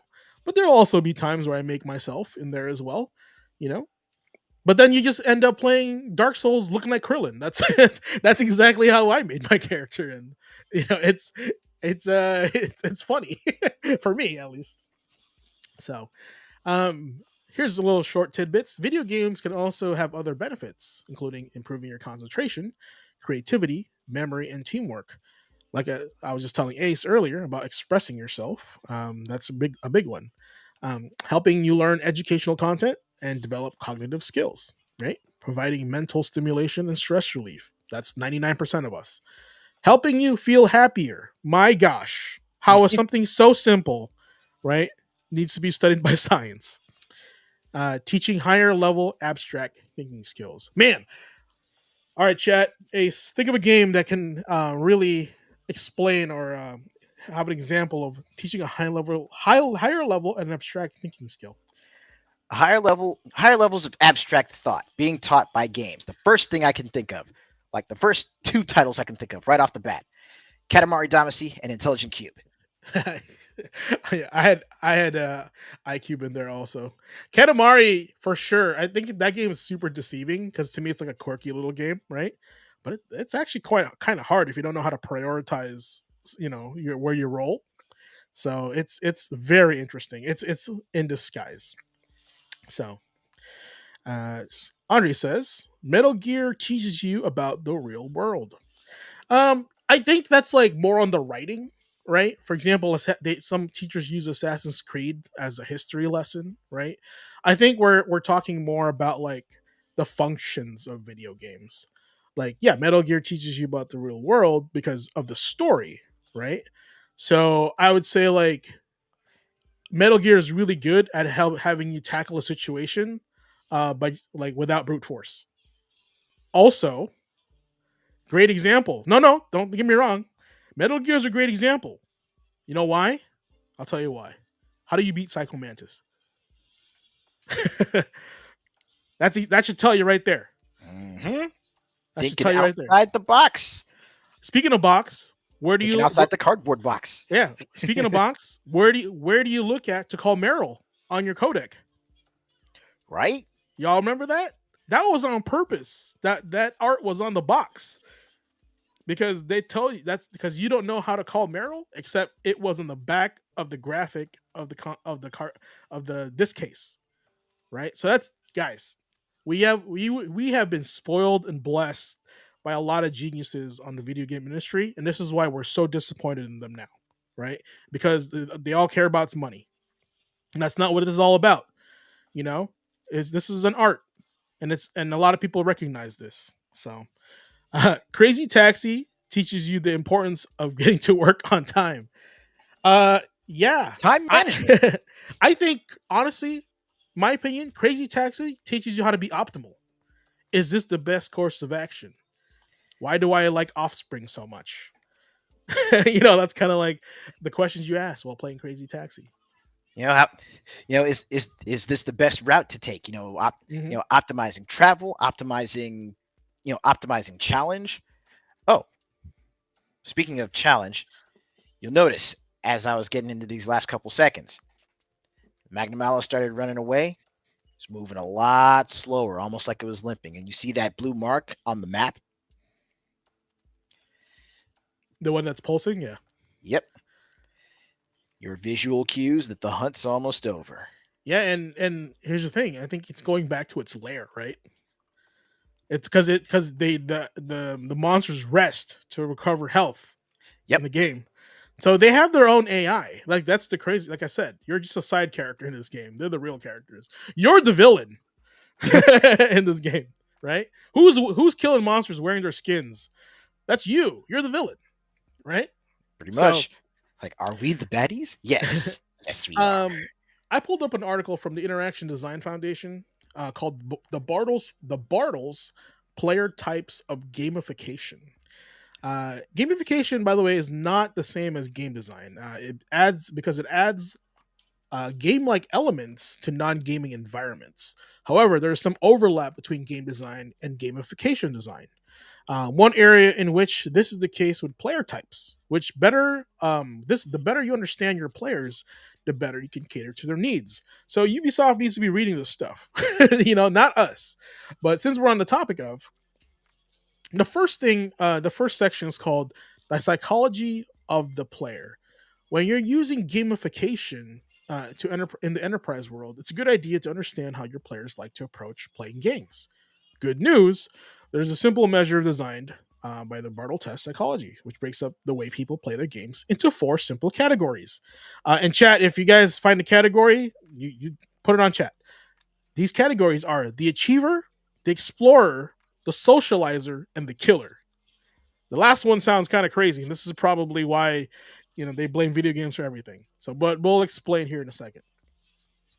It's worth noting these categories aren't rigid. Most people display some traits in more than one category. However, most people have dominant trait, which this determines their overall preference. If you know where your majority of your players fall using this tool, you can use it to inform the majority of features you will use. Then just add a small number of features that appeal to each other categories. So that's kind of what I mean. Where like, for example, Stellar Blade is a good example of this, right? What did I say? I think Andre, you were there when I was playing the demo. I said this feels like Dark Souls, Neo, Metal Gear Rising, Revengeance, Sekiro, all into one package. That's a great example of that, right? It had a little bit of everything, so it wants to grab all those the player base for all those games and have them play Stellar Blade. Now you run the risk of like it's not really good at anything, but it's mid at everything, right? But that's also part of getting feedback, play testing, right? All the above, not just Whew! that. Congratulations, he was about to do something crazy. I saw that. I saw my life flash before my eyes for a quick second. Let me see if I can get this on the screen while the game's playing. Let me see here. Bartles. Oh, cool. Oh, that's fun. Right on. Now we're all here, fam. Yep. So the first one is called the Achiever. Achievers are all about points and status. They want to be able to show their friends how they are progressing. Nick calls this your e-peen. They like to collect badges and put them on display. This is the type of person who responds particularly well into incentive schemes such as air miles, where every additional mile is collected as an achievement in its own right. Bartle estimates that roughly 10% of people are players of the achiever type. Chances are you will know several people of this sort. Someone who boasts he used a quicker route to get to a destination than his friend did is the achiever type. Well, that's pretty accurate for some gamer friends. I think Andre, you love platinuming games. There you are, bud.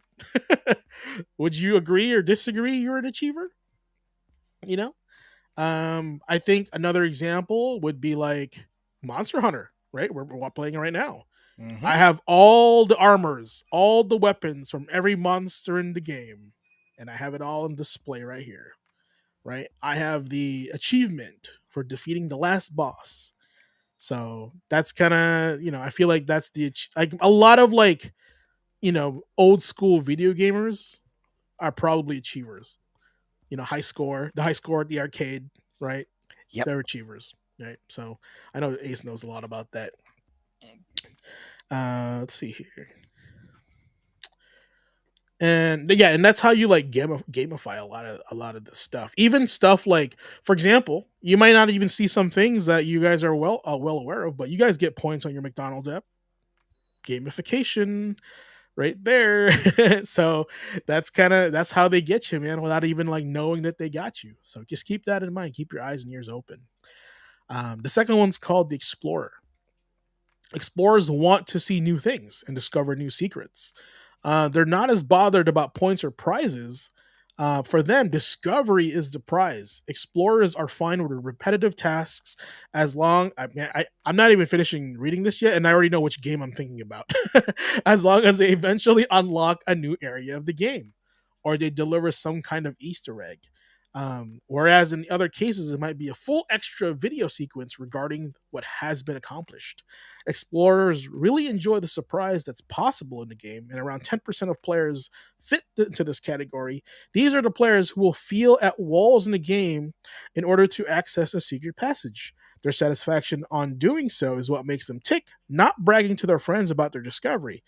Build this sort of feature into your gamification design, and you'll be speaking their language. Guys, open world games, that's exactly what this is. They've been studying y'all, right? They've been studying y'all. So Mm-hmm. Skyrim, Red Dead Redemption, GTA. My God, GTA. This is GTA right here. Well, I mean, So come on. They talk about feeling around walls for secret passages. yeah, This is taking it back to the MS DOS days. Shadowgate. Oh my God. You know what? The first game to think of when they were talking about this was Legend of Zelda, the first one. Right, that game is like literally Elden Ring in 8-bit, and a lot of people don't know that. But it's like when I saw the concept of Elden Ring and then and I thought about like, I feel like I've seen this game before. Just it didn't look as crazy as this. It is literally the Legend of Zelda, the first one. Your access to the whole map. Some areas are harder than the other, right? And Or yet, here's another excellent example. Another two excellent examples. Metroid, well, preach. and also what I would call the first. I would technically call it the first open world game, or like one of the first games where you literally could approach it from any angle, start at any point, and eventually make your way to the end. Technically, you could count Mega Man as an open world game. You see my gears turning. You are not wrong because you can pick which stage you want to go to. Exactly. And in each of those stages, you'll always find something that you won't be able to get to without using abilities from one of the other robot masters or one of the other Mavericks. I will raise you. I will raise you on this. And we can look this up. Which one came out first?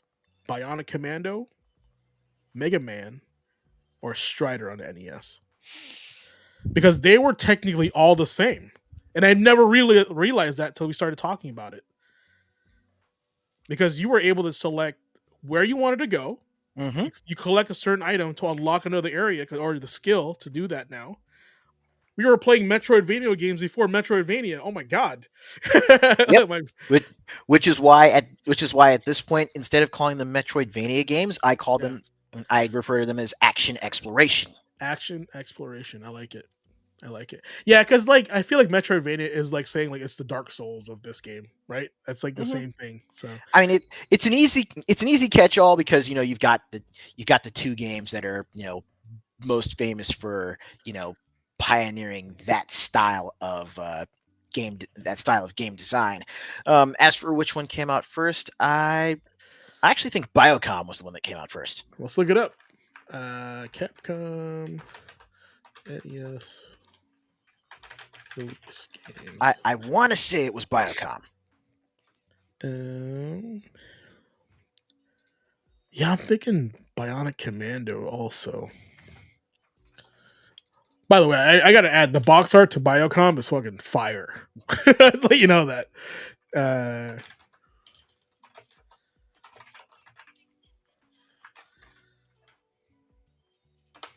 Okay, Capcom published games. There you there we go. Ooh. Ooh. go. Nope. Um,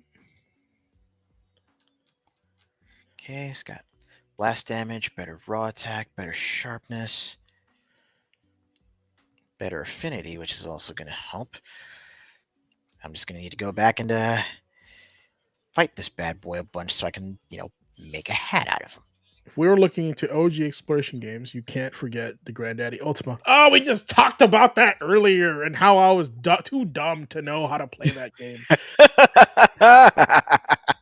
Come on, son. He brought it all back. I'm fine. I'm trying to find their like Release legacy dates? list of games, and I'm not like it's not easy to find, but it's here. Let's see. Um,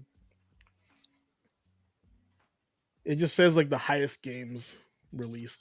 Let's see, Capcom games release dates. So many. Capcom Game Database. All right, let's see what this says. Okay, thank you. Finally. Okay, so Volgus was their first arcade game. That's Yep, crazy. Volgus was their first arcade game. And you want to know where I learned about that? Deadpool, Marvel. No. No. I learned Oh, about that. Wait, you were going to say it? no. Go ahead. I learned about Volgus being Capcom's first arcade game from playing Marvel vs. Capcom. Because Oh yeah, yeah, Captain yeah. Commando mentions that in one of his I, wing quotes. I knew it was one of those. I just got the wrong one. Okay, so all right. Arcade. Nintendo Mega Man 1987, December 17th, day after my birthday. My gosh. Bionic Commando, March of 1987. There we go. That technically wins it. And Yeah. then what about Strider? Strider. Let's do a little Control F. Not even on the list. Get out of here. Are you serious? That's messed up. Okay, that's too far out. PlayStation 2, no. 2000. No, we're going 80s, man. 80s. DuckTales. 90s? Was it really the 90s? No way. No, that can't be right. Okay, I'll look this up. Okay, what was the oldest one? March, right? 1982? Yep, March of '86, and that was Okay. Biocom. Okay. NES date. March 1, 1989. Okay. Biocom takes it. That's crazy. Holy smokes. We learned something new tonight, guys. That's what the stream is all about, right? No boobies here. Not yet. Heck, But I didn't even know that. Like, you could technically say that Strider was a '90s game. I think the arcade was like 80, like 87, 89. But like the Nintendo one was totally different than the arcade one, though. Yeah, That's why I was like kind of confused. So, and normally like they released the arcade one first, then the NES version, which is like a worse version of the game, right? That's what the pattern was back then. But yeah, for the next one, the socializer. I'm thinking before I read this, I'm already thinking The Sims. I'm thinking of like, cozy games, right? The vast majority of players are socializers. That's almost 80% of people who play games. And they say we were shut-ins. Come on. Socializers experience fun in their games through their interaction with other players. Socializers are happy to collaborate in order to achieve bigger and better things than they could on their own. Games such as Farmville appeal to the socializer. For instance, socializers are happy to water somebody else's farm in exchange for new crops for their own farm. For example, office workers who leave at the end of the day and remind each other to water each other's crops may be friends, or they may just be acquaintances. Whatever the deal is, the point with socializers is that joining forces makes sense to them. Note this is the last place you'll find fierce competition, but it doesn't mean socializers are passive milksops who lack ambition. I feel let's like take, let's take this back to Monster Hunter. yeah, let's go. Let's take this back to World. Now, prior to World, Monster Hunter was on online co-op up to what was it like up to 4 players. Yeah, But with yeah, the introduction of the Gathering Hub in Monster Hunter World, you could have 16 players in a session. ooh. That Like that is that's you a could have lot. 16 you could have 16 players in a session. So 4 squads of 4, and what's more, once the Call of Tarath raid hunts were introduced, Yep. then you've got 4 squads of 4 literally chipping away at this monster, chipping away at this siege, hitting different checkpoints, and basically literally picking up where certain groups leave off. Andre, you said The Sims for a socializer? I say Mm-hmm. so. Right now, I'm obsessed with 2013 SimCity, and it has a social aspect to it where you are joining an area, a region, and then there's like different land slots, and then people can join your region, and then they build their city, and their city starts interacting with yours. So if you're that piece of trash guy that's next to my city that has no police, all your criminals are coming to my town, and I hate that. That's So messed up. yeah, I'm gonna start playing RoboCop like Andre here, showing what's going on. All right, so this is probably the stereotype of a gamer called known as the killer. The killer denotes an ominous sounding type, but one that is nonetheless valid. Killers are similar to achievers in the way that they get a thrill from gaining points and winning status too. What sets them apart from achievers is that the killers want to see other people lose. They're highly competitive, and winning is what motivates them. They want to be the best at the game, and it should come as little surprise that the only way for that to be true is if they beat everyone else. You may expect this personality type to be common, but Bartle's research suggests that only a number of small players are killers, less than 1% to be precise. I mean, the killer is just a fancy term for a competitive player. It's exactly what it is, right? Yep. They're not there for for the fun of it. They're there to optimize, and they're doing the best thing they can manage possible. Speedrunners are killers if you think about it, right? Mm-hmm. So that's exactly what it is. It's a bad name for that. Examples of killer style: Call of Duty, Counter Strike, Battle Royale. Fortnite is like a blend of everything if you think about it, right? Which is very interesting, and that's probably why they have the highest player base, because it's like, oh, I'm social. I want to hang out with somebody wearing Ariana Grande's skin, you know. Oh, I play Doom. I want to hang out with my friends, so I'm gonna socialize. But I also want to be the best, and I want to express myself. So I buy the Doom Slayer skin and play on competitive Fortnite. So they're doing a little bit of everything, and that explains why Fortnite has a high player base. So yeah, it all happens for a reason. Mm-hmm. Um, what would be your choice? That's not Andre's choice for the killer ace. Hmm. My choice for the Yeah, type of game. killer type of game, I would honestly say any fighting game. I was gonna say the same thing, Every because yeah, everything from kung fu to KI. that's right. Wow, that's a good one. Kung Fu to Ki. I like that. Ye are Kung Fu. That was technically the first fighting game, and it was made by Konami. Not a lot Mm-hmm. of people know that. Not Karate Champ. Karate Champ was the one that refined the first fighting game style, but Ye Are Kung Fu was the first one. Def Jam, bro, it's gonna be a murder tonight of a killer game. Can you imagine? Okay, tangent. Can you imagine Def Def Jam Jam at Evo. tournaments? No, yeah, Def Jam at Evo. There was going to be so much beef in that, and also at the same time, the commentating. Right? I think the commentating would be so funny in Def Jam Fight for New York. I think that would be hilarious. That'd be so funny. Yeah, but that'd be fire. I want to see that happen. It's almost like it's Un- almost a parody of itself. Think about it. Unfortunately, licensing. Oh my gosh, it would be shut down so fast. You don't even Nintendo would be impressed. Like Like, that's like oh. that's the sad part about that. All right. So here's a few some takers here. Don't Given those four types, especially the potential dramatic appearance of the killer, we might feel tempted to think that someone we know and say, yeah, he's the killer type. He's only happy when he's destroyed a city full of zombies on multiplayer and knocks the other players out of the game. Be that as it may, in the case of that creepy loss of that creepy lost cause ex friend who would barricade himself in his house on the weekend so he could kill to his heart's content, we have to look deeper. Also, there's more to a killer than the need to make others bleed, in the same way that socializers don't mindlessly flit about watering each other's cybercorn. Remember, more than one type may power the thought patterns of your players. Knowing them and understanding the context of the working environment is all important. And this is why we play different games. Like I this is why I'm a variety streamer. I say I'm a little bit of everything, right? I'm a gamer. I try everything. Now I lean towards more some games more than others, and other factors come in like, character design, story, stuff like that.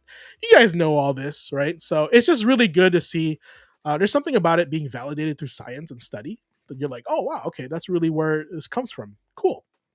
you know because all every time I see society talks about video games, it's bad, right? And it's nice to hear nice things sometimes about video games. So, and I've been kind of sick of it lately. um, yeah, so here it can be easy to assume that a competitive sales environment consists of killers and achievers, but it's best to determine through the survey and observation what's the exact nature of the working culture around your players. What would spur them to achieve what goal in your design? And the reference is below. If you find a link to a barrel test, why not try it for yourself? Killers and achievers are likely to appreciate features such as leaderboards. Socializers and explorers, not so much. Developing the right mechanics for your players becomes much easier once you understand they like to approach a game. The takeaway: there are four player types according to Bartle: socializers, explorers, achievers, killers. A gamification environment may consist of all three combination types. Careful player research will help you understand which player dominates the environment and does help define how you will cater to their needs. It's important to do the research and not just stereotype players. Okay, it is important To do the to research the and research not the stereotype stereotype. players. Ubisoft, we are the problem. It's like you don't know who you're selling your games to anymore. Okay?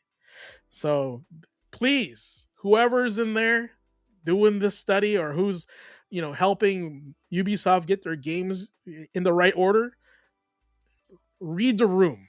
My Find a new goodness. monetization director. You know, read the room, man. Jeez.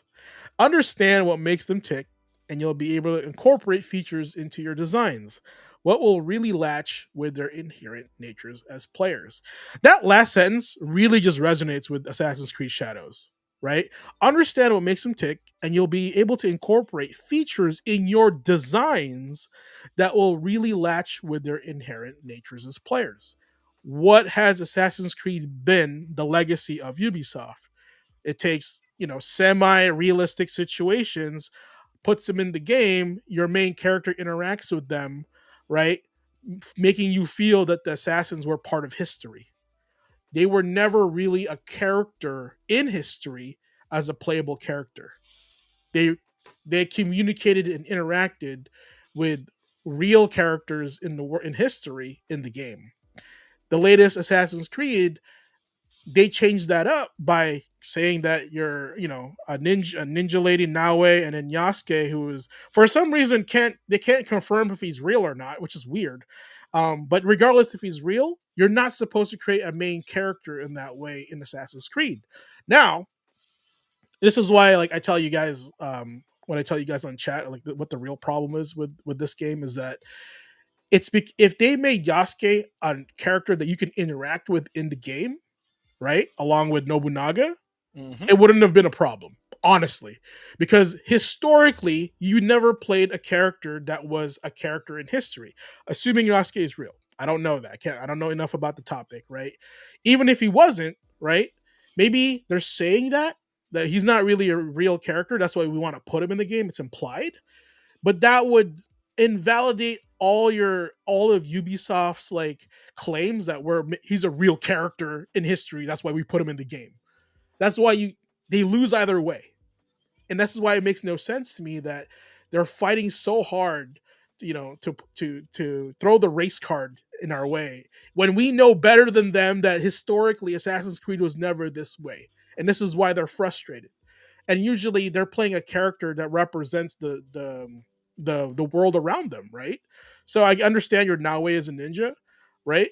But then like you're doing the other like the samurai disservice, by not making a character Japanese also, because historically you've had the Native American, right? You had the Chinese character in the 2D version, the Italian in Italy, right? The Hmm. British people in Syndicate.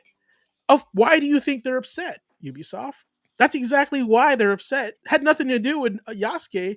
Is you ruined the trend when they were excited to play somebody when Japan showed up. I mean, that's I think why they're mad, and they're just claiming we're racist. That's so frustrating to me. I hate that so much. So, anyway, that's my old man yells at cloud moment. Yeah. What else we got here? So we got okay, we got 4 minutes left. I'm gonna go ahead and just post these in this chat for you guys to look at. And if you guys want to, awesome. And they're good. They're good reads. So for sure, Hey, if anything, take a read through them. See if see which personality types match you, and but not just that. You know, don't just see which personality types match you, but again, keep in mind the nuance. Keep in mind that you know while you may gravitate more towards one part of that, you know, one part of that 4 point paradigm, hmm while you may gravitate more towards one part of it, you're not all the way over on the edge of that part of it. Honestly, anyone who is to the exclusion of all else is doing them would be doing themselves a disservice. I wouldn't say they have an unhealthy mindset. It's not my place to say who it's not my place to say if any one person is has a healthy or unhealthy mindset unless there is objective proof. But hmm you do yourself a disservice if you were not at the very least giving other content a shot that actually caters more towards other parts of the paradigm. Don't feel like you're pigeonholed into one of these. You're a Bingo. combination. You're a combination of all four quadrants, right? Like I said, I admit tonight live on stream, I'm a little bit of all those. I lean towards my fighting game side leans towards the killer. I just told you I play SimCity right now. I play Dave the Diver, right? Those are more exploration and like more laid back kind of games. So you're never just one thing. Just keep that in mind, right? So with that said, speaking of things that who we are and what we are, I like to reserve this last portion of the stream. I know we're kind of going a little bit over, but I think this is very important. And so we won't cover would you buy tonight. I prefer to do that when Nick is here, so this way he can add his 2 points, 2 cents. But tonight I want to do a special version of what we recommend, right? And Ace, I'll let you take over the screen here, so this way, you can kind of show us what you recommend for tonight. Because last week I did Dave the Diver. This Mhm. week, go ahead and kind of share what brings you joy and why other people should play it. This week, what I recommend is honestly, it's a game that exemplifies a lot of what we were talking about here, as far as you know, bringing your personality, bringing your own special sort of magic to the table with a given sandbox or a given set of tools. And the game that I recommend that exemplifies this the most. Y'all have seen me play this a lot. Y'all may have seen my review. I will still, if you haven't, I'll make sure to put up the highlight. But that game is Gundam Breaker 4. This is a game where, you know, if if you like most of us, like most of us in the chat, especially, the two of us here on the show, if you grew up with Toonami, if you grew up watching anime in the 2000s, your first exposure to mecha anime that wasn't Tetsujin 23 or Macross was Gundam Wing. And after a certain point, you decided, after a certain point, you think, it would be dope to have my own mobile suit. Then you start seeing the kits coming out. And it's like, I want to get the model kits. But for some of us, you're too broke to get all the model kits that you want. Facts. But what Gundam Breaker 4 is basically Gundam Breaker 4 basically puts every model kit in your hands. And all you have to do is engage in a little bit of, as I mentioned earlier, sweat equity. Work your way through the game, play through it, build, unlock the suits, break them as you fight through them, get the parts, just like with Monster Hunter, and build your own. Build your own dream set. And the options that are available for customizing your mobile suits in this game, the options that are available for customizing your kits are quite literally like within the context of what's available in Gundam Breaker 4, the only limit for what kit you take onto the battlefield is your imagination. There have been so many different custom builds from different people all around the Gundam Breaker community. Everything from Megas XLR to even fighting game characters. Y'all have seen my my Hungry Wolf, Terry Bogard build from Gundam Breaker 3. Y'all saw me put together the Tall Geese Howard. Y'all saw me put together Veltal from Xenogears. And this is just what I can do with my knowledge of working with the working with the different mechanics in the game, and you know changing the different pieces and reorganizing them and putting them together in such a way and painting them in such a way that you wind up coming out with something completely different. I mean, like, I built, like, one of my favorite builds outside of Veltal is, my Guts Gundam build. Now you would see the Guts Gundam and you put it next to the suit that I actually started it with, the suit that I based it off of, which is, the Gundam Unicorn. You'll see two completely different suits, even though one is the base for the other. That is the kind of evolution that you can put into your kits, into your builds in Gundam Breaker, especially for it's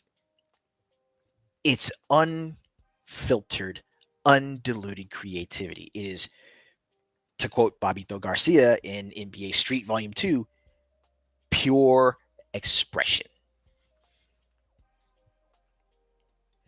So, yeah, I would definitely say, if you're into mechs, if you're into Gundam, if you're into just, heck, if you've played games like Armored Core, where part of making it through the game is making sure you've got a good suit together, but also putting together something that exemplifies your own particular preferred style of play, you can't go wrong with giving this a look. Hey, if you're a Gundam fan and you like building Gunpla, this is the game for you. Mm-hmm. I think if you guys watch Gundam, right? If you guys ever seen mobile build fighters, this is the game. This is the game for that. It's not even based from of that game, but this is the game. Like, you can build the Gundam of your dreams with this game. So, and Ace is right. I looked at his design. That's like it's so interesting how they were like, how do we make another Gundam game but not make it all like all the other ones we've designed before, right? We had Muso, right? We had Journey to Jaburo, the action one, right? We had Strategy, right? This one is an action arena, right? But also at the same time, they added like a creative element to it that expands the game than just like another Gundam game. It's not Gundam versus, right? It's just there's more to it than that. And I think that in itself adds limitless replayability. You're able to express yourself within your own design, and like we Mm-hmm. talked about earlier, we're able to kind of share that with your audience and other people. Like, I love seeing Ace's designs on his Gundams and his mecha in general, like the well tall, right? The well what is that? The tall geese Howard. Talkies Howard. Yeah, that's so cool. Like that is so creative. You're taking other things that you like too and putting them in another thing you like. That is a to me that is a whole different level of special. And I think, you know, that right there just exemplifies like gaming in our space, is that like we're able to appreciate things we like from different series, different games, and we can express that in another thing that we like as well, right? So to me that's next level gamer right there. So good job, Ace, appreciate that. So you do recommend Gundam Breaker 4? This is on what consoles, or is it what platforms? Gundam Breaker 4 is currently on. Actually, I believe it's on all three of the major platforms. Wait, no, I take that back. I believe it's on all of the major platforms. It is on Nintendo Switch. It is on the Sony platforms, PS4 and 5. It is on Steam. Actually, Xbox Series? No, probably not, right? let's just make sure we got it all squared away here. Let's see, Gundam Breaker 4. There we go. Nintendo Switch, PS4, PS5, and Windows. Okay, awesome. All right, let's do a little sample here. Would you buy it for $60? Would I buy it for $60? You're like already bought. It's like already bought for $60. But if say all I had of it was just playing like the open network tests, Yeah. and if that was all that I had of it, and I saw it in the stores, yeah, I'd pick it up off the shelves, easy 60. But you've also played the previous one, right? And you participated in the network test also, so you had a little bit of taste in this game before you made a educated purchase. Is that what Actually, I'm I didn't play the network tests for saying? Okay. Breaker 4, but since I do own and have played the previous games, Yeah. I've got a little bit of experience. I wasn't going in completely blind. Okay, and that helps. That's why we pay for another Street Fighter. Like you're a fan of it. You love it. You just want more of it, right? So, Mhm. and right there. So you heard it from the horse's mouth, folks. Full price on Gundam Breaking 4, stamped and approved by Blazing Ace Nelson. For me, I can't make an educated statement on it just because I don't have any experience with it. I actually own Gundam Breaker 2 on the PS3 as far as collecting them. Now, if you ask me, is Gundam versus series worth it? That's where I come in, right? So as of right now, I can't comment on the statement, but we'll see. We'll get more of that next week. We'll fine tune it a little bit more. We appreciate you guys in the stream tonight. You guys are awesome. Thanks for showing up, Blue, Andre, Fluffy. Who else is there? If I missed you, I apologize. If you're on YouTube, awesome. If you're on Twitch, even better. Ace, where can they find you? And y'all can find me pretty much at all of my socials. If it's either Blue Sky, Twitter, Facebook, Blue Sky, Twitter, Facebook, Twitch, Blazing Ace Nelson. Awesome, dude. Awesome. Well, yeah, and that's that's game over for this episode, guys. Of the GQAzndood Gaming Academy. Name change is coming soon. It's a lot for me to say. A lot for me to say. Well, thanks for leveling up with us today. If you enjoyed the grind, don't forget to save your spot by subscribing, dropping a follow, and donate. We don't have that ready yet, but we will. I know you guys are just eager to support us, so don't worry. We'll get it for you. Show us some love, show us some XP, and share it with your party. Until next time, keep your controllers charged, your rage in check, and remember, life's just a big tutorial, so keep pressing start. See you in the next respawn.